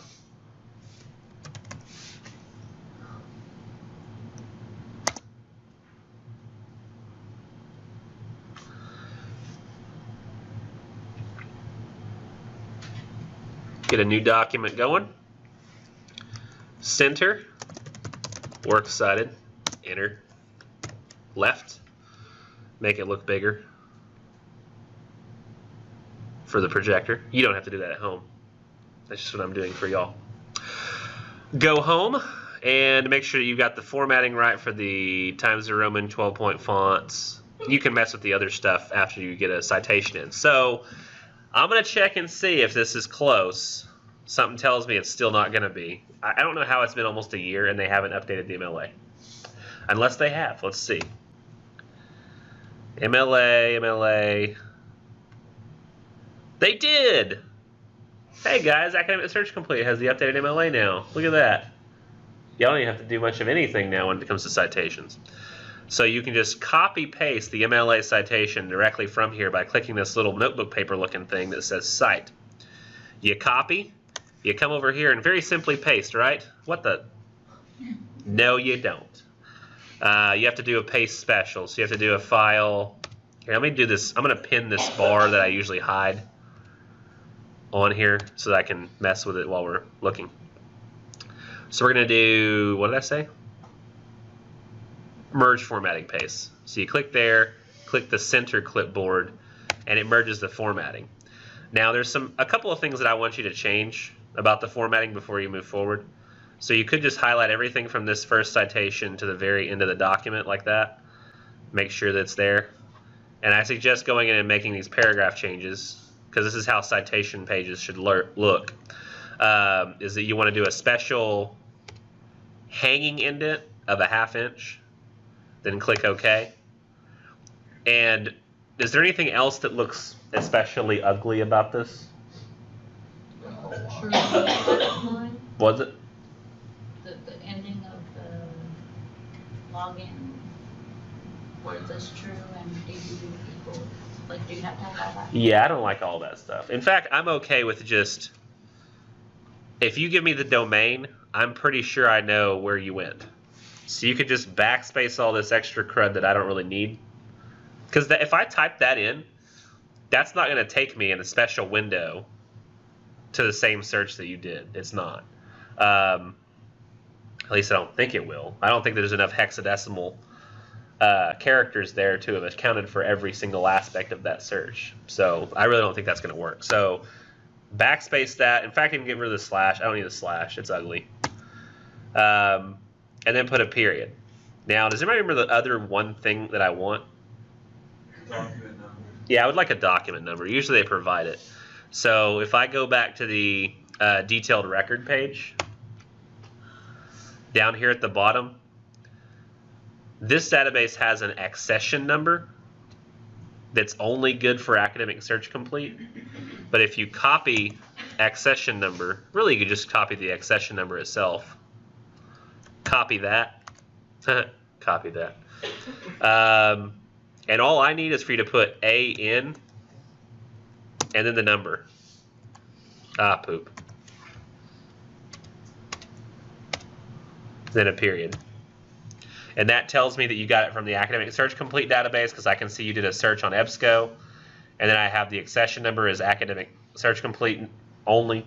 And then I've got the number after that. And what happens is if I take this right here and I paste it, so if I hit copy and I go on to the databases here, let's just say that I go to the main page of the database. If I paste in this search, AN, and then that number, it takes me directly to that article. So that's why that's really useful to have, because I can always go and, you know, if I'm having problems with it, it doesn't seem like the article, they're using it correctly or something's wrong, I can always go back and check and see what's going on there. So I'd like you to include those accession numbers. So now I've got one citation done. I've also got the article saved. And the reason that's really helpful, has anybody written a research paper before where you didn't do that stuff along the way and you had to go back later and get it all? It takes for freaking ever. Like, it takes forever. This is like leaving yourself a little trail of breadcrumbs, so you can easily get back to where you came from. Otherwise, you're walking in like a maze, but you have to, at the end of the maze, go back to the beginning, and you're like, oh crap, how did I get there? Oh shoot. Oh no. And then you die in the maze. That's what happens. You die of starvation in the maze, and the teacher says, it was due at midnight. You're like, oh my gosh. So you don't want to get caught in that problem there. Now, because I only have to have one source from this database, I won't look up any more there. What I'm going to do now is pretend like I moved on from there and went to the Opposing Viewpoints Resource Center. Well, I did a lot of things. Scroll down to Opposing Viewpoints Resource Center, and I may end up finding some articles from both. But I'm going to say, oh, what am I looking at? I don't know. I found my story. I'm pretty sure I want to use it, but what can I relate it to? And you're looking through, you're scrolling down, you're like, nothing that I see really works for me. Oh my gosh, this is killing me. I want to die. Why did he make us do this? This is really pissing me off. I'm going to quit school and never come. Oh, hate crimes. And you click that and you say, okay, some hate crimes. You start scrolling through hate crimes, looking through maybe the news articles on there. And maybe scrolling through, you find some article about the old problem of like the Westboro Baptist Church. You're like, oh yeah, Westboro Baptist Church. I remember them. Those are the ones that like God hates fags at funerals for people who aren't even homosexual. Very strange people. So I'm going to look them up and see if they have their own section.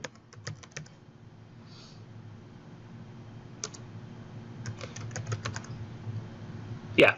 See, they've already got like a section on here for the Westboro Baptist Church. So I can say, okay, that's kind of what I'm looking for. So I'll look this up. And I noticed some of the more recent news seems like it says, you know, people who've like reformed, which that's not interesting to me. I want to see people who still hate people.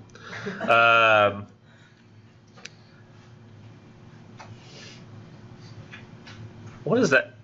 Is that supposed to say country singer? Because it says counter singer. Brad Paisley, known for how big he is into countering people.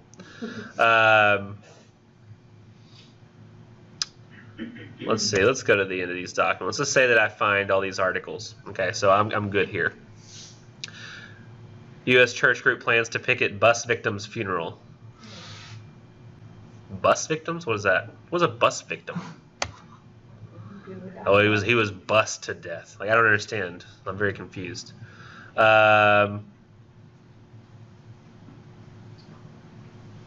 Pickets at the funeral, testing the limits of freedom. That's a good one. We'll do that. So let's see. We have an article. It's fairly brief. I kind of want to get rid of brief articles. And you can do that by going over here on the right and just saying, I want only articles. So it'll get rid of those ones that are just a couple of words, because that's not going to be very useful to you. And so now I'm going to go back to the end. See, it knocked out like half the articles, so now I have more articles I can really work with. Meet Big Boo. That's probably not going to be very useful. Soldiers' funeral spared protests.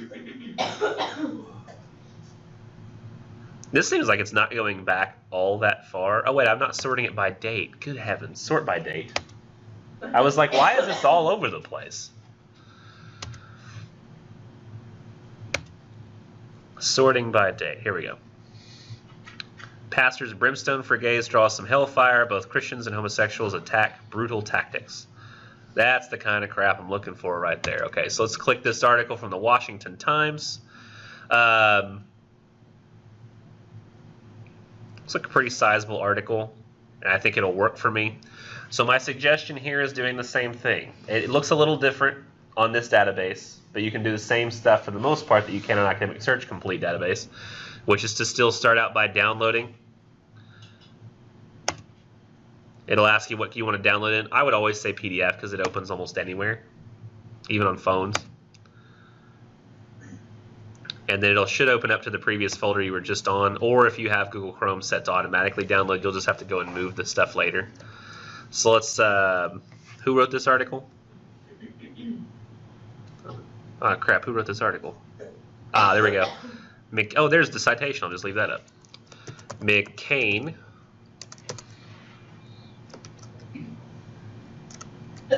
Let's say, let's just call this the Brimstone article. Brimstone for gays.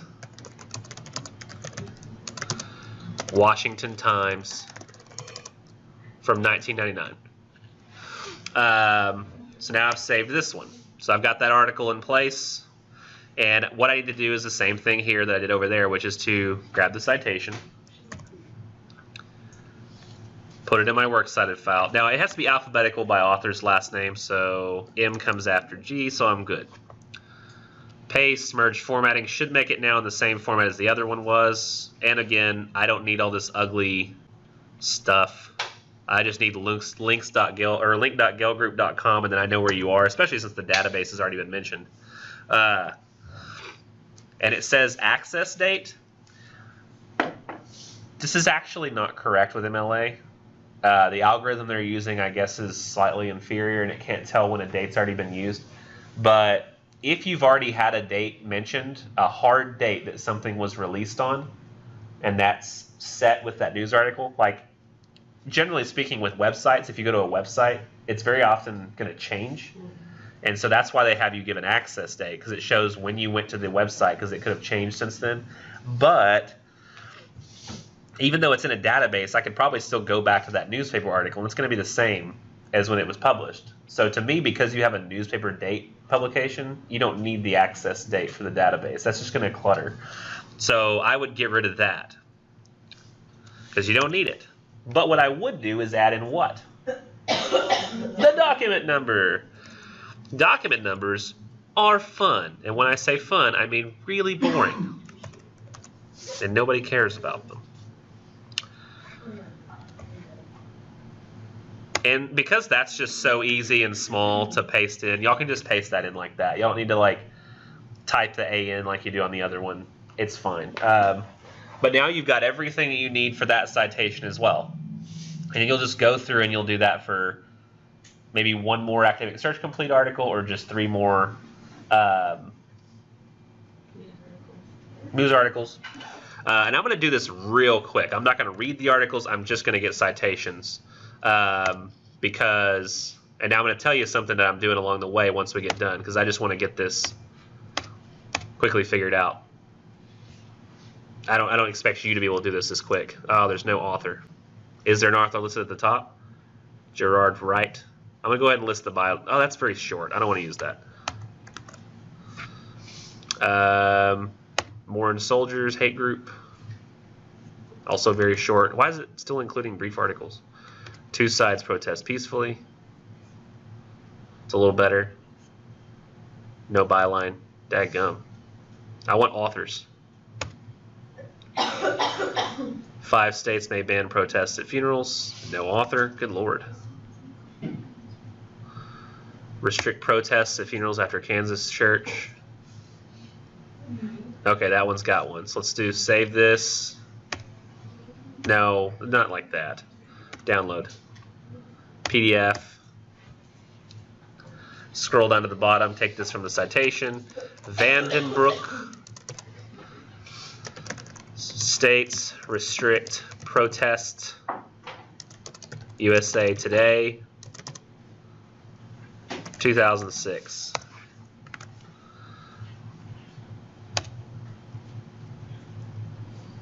I like this article. I want to choose it. Hopefully it has an author.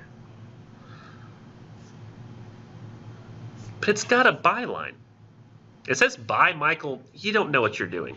I'm going to use this one because I like it. Bless you. That counts, right? Smirkinish. Free speech versus right to gather. Philadelphia Inquirer. 2010. And I need one more. Justices to hear case of protesters at a Marine's funeral. Is that a new article? Is that a new? Yeah, I don't have a New York Times yet, do I? No, it's Washington Times. That should be where it fine. Download. Scroll to the bottom. LitTac. Justices to hear case of protesters at Marine's funeral.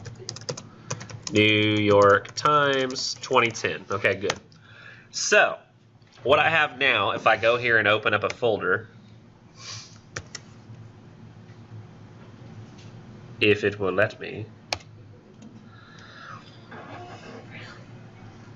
That computer just made noises and it scared me.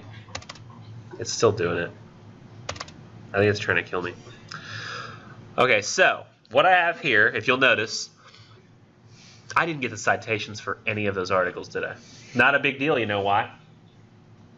Because right inside all of these articles, since it saves a PDF copy, is the citation.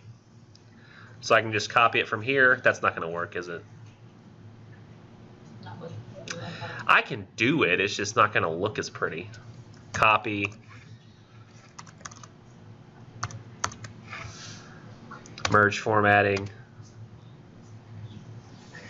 Where did it go? Oh, there it is. Oh, it did it in the wrong. Apparently I didn't have the formatting as set as I thought I did. Hanging indent of, oh right, it's not. Yeah, we're gonna undo that. It's thinking of every single line as a different line. So I gotta do it from the website itself. Okay, so I'm gonna get this one. It goes here. Get rid of this. So you'll note that you can do this very fast if you have to. Period. Gale number. This is all for a purpose, I swear. Period. Good. Okay, now I need the other two, which is free and hateful speech.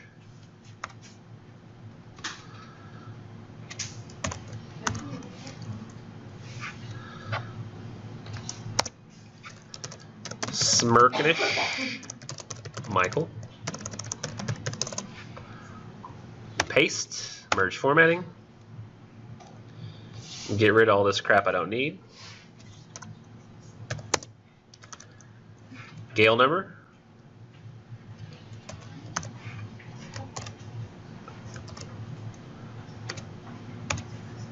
Period. Then we need one more. I am sorry, I totally understand this part is boring. But guess what? When you do this at home, it'll be boring. My assumption is that Vandenbroek is supposed to be like a combined last name, so I guess it goes in the V's since that's how it's cited anyway. And so I can immediately tell that whoever got this article got it from the Gale databases. Oh, by the way, have I mentioned this before that the way I'm able to go back and forth between windows so fast with no mouse is Alt-Tab? Have I mentioned that before? Alt-Tab brings up all the windows you're on. So if you just tap Alt-Tab real fast, it always goes to the most recent window you were at. Alt-Tab, Alt-Tab, Alt-Tab, Alt-Tab. Or I can go and look for different windows that I want instead. Just a little tool of the laptop trade. Realized that wasn't funny, but I pretended like it was. So, we need one more thing, citation-wise, before we can turn this works site. Does anybody know what it is? Does anybody happen to remember?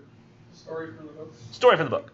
So I need Minister's Black Veil. Luckily, I've already got the whole research paper assignment right here.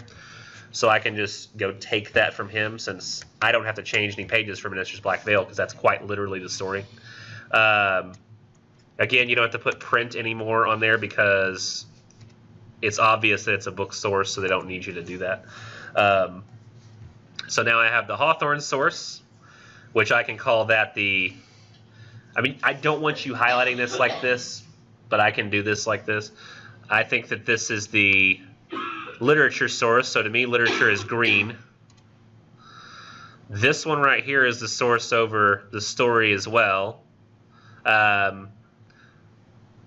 So this I would consider to be the red. Wait, is that correct? Let me go over here to my... I want to check this out first. Give me a second.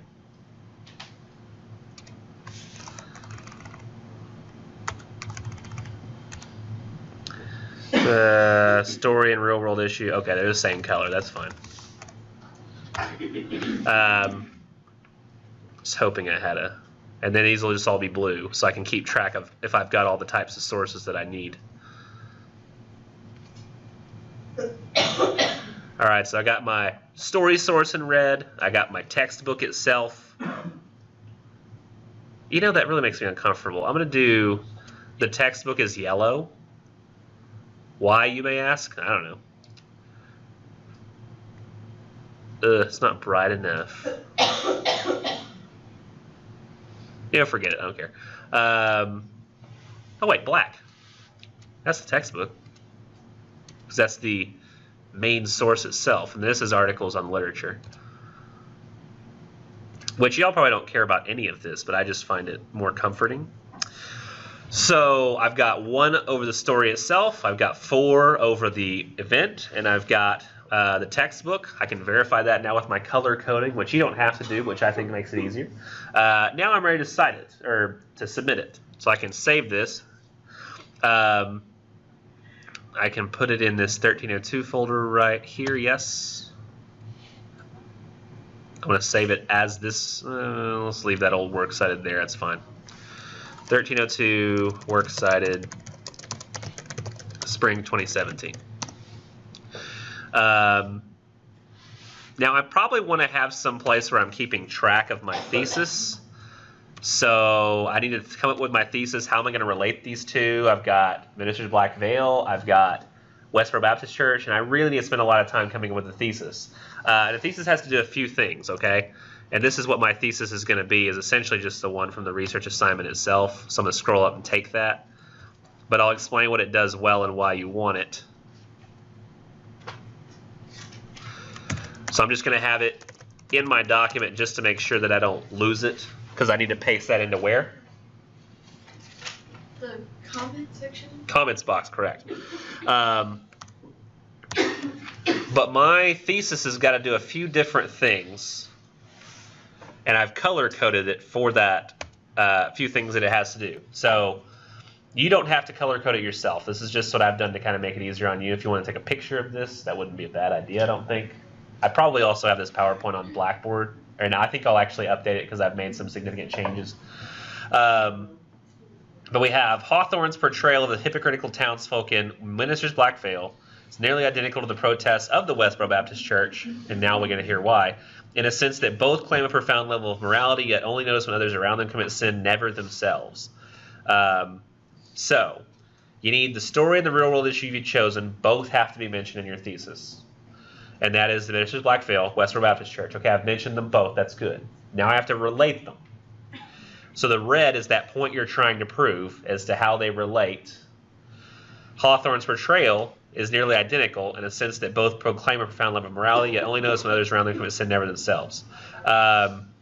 Which makes it sound like it's hypocrisy, right? Based on that. I mean, he's not saying the word hypocrisy, but he does earlier in the paper. And then green is the brief reason the claim is true, why it's true, or why it's necessary to even look at this. And certain circumstances, and probably most circumstances, it's implied.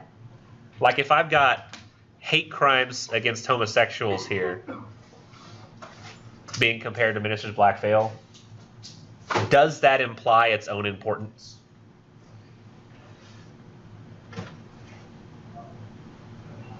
If so, why? Because hate crimes are what? Simplest word you can think of when I say hate crimes are? Evil? Yeah, evil. Yeah, they're bad. So, if hate crimes are bad, that kind of implies why this is an important topic to look at. Whereas certain topics you may think are really important aren't as obvious. So you need to really think, okay, is the two things I'm comparing, is it obvious that one is evil and it should be stopped, or do I need to make this link important for another reason?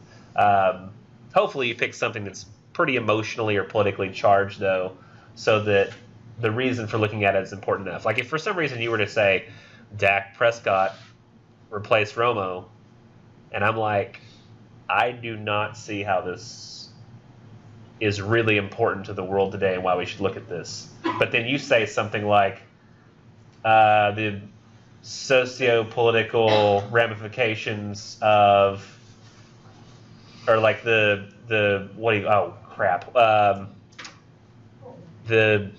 socio-political implications of replacing an old white quarterback with a young black quarterback, and how that's good for the world today.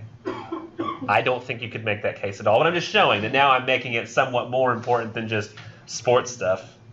I'm trying to relate to something bigger that's outside of sports, and making that clear to the reader that this is why we're looking at this. Whereas gay people being hated on, pretty obvious why that's not okay. That's beyond just having a belief that's screaming at people at funerals when you'd have no business being at them. And if you wonder, well, will Nichols know why this is important? Always err on the side of caution and provide that for me if not. I think that one pretty well implied it. There's a couple of other things that I want to mention real quick. You happen to notice, I think, that when I was building this works cited, did you notice that I was like, no, I don't want that because it's another journal of that one. I don't want to have that. That's the same author. I don't want that. It's a very brief article. I've got some guidelines on Blackboard that I've posted. So if I go here as Magnus Baraka, scroll up after having found my stuff, and I go here to the assignments page, I've added something just this morning to your research essay planning set, and that is research balance checklist. I'll try to remember to add it to the research paper link itself once that pops up, but that won't pop up until after the planning is due. So you'll click that, and what you'll see, and you can save this to your phone or computer or wherever it is that you save things. I have a checklist of the way I want your research to balance out. Oh crap, is that the wrong data? Oh crap, what? Why would the 1302 one be this one? Son of a gun. I'll just open it over here and I'll switch it after class. 1302.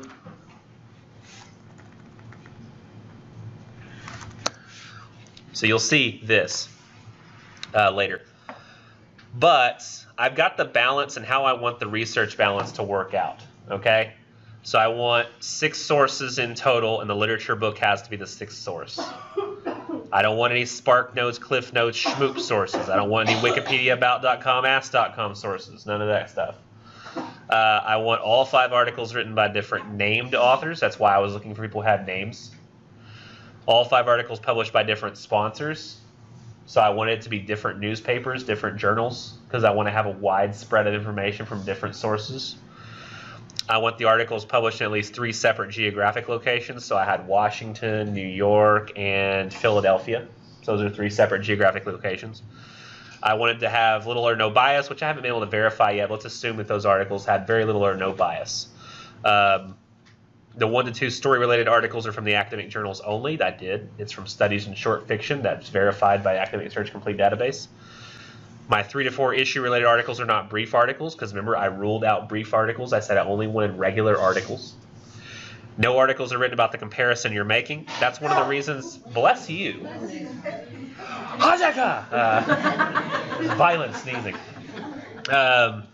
So I don't want any. The reason I outlawed Wall Street Journal, or not Wall Street, but the what do you call it? The 99% Wall Street protests. Occupy Wall Street. Thank you. The reason I outlawed that topic used with Bartleby is because there's already articles out there written on that. I don't want you to find any articles already written on the topic you end up using. I want you to take the real situation and the literature and make that combination on your own.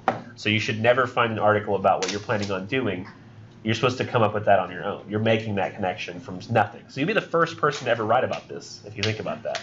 And if you were to ever decide to try to publish it, that might make it easier, because the more original a paper is, the more likely it is to get published. You could end up turning it into a thesis later, because you're all going to go into English, right? Now, your thesis should directly state or imply the importance of the comparison being made between the story and the real-world issue. And what I prefer is that all sources would be from the college databases, which it already kind of implies that I want that above, but I really, really, really want all your sources to be from credible sources, and the way to do that is to stay on the databases. Another thing I'd like your thesis to do is that real-world issues should be a problem brought about by human relationships, so some problems of politics, domestic issues, violence, war, race, culture, or at least framed as such. So cosmetic surgery is a physical thing, but it's related to people's need for vanity and to appeal to people and look better to people because of the pressures they feel from others. Whereas something like earthquakes, we can't solve earthquakes. Earthquakes are like a geological issue that we can't do anything about, so it's kind of pointless. Even climate change, not going to be something. Our response to climate change is a human issue, but the climate change itself is not. So you have to frame it all in terms of human issues. That's some stuff. I'm going to get into this probably a little more next time, because it'll be closer to the time when the thing is due. But I think I've given you enough to get started, and I've already shown you in the previous class how to submit the planning. Now I've just showed you how to gather all the materials for it. So you have a good one. When is the planning? Like, Not till next Thursday, or Wednesday. Thursday. Whenever. Second day of next week.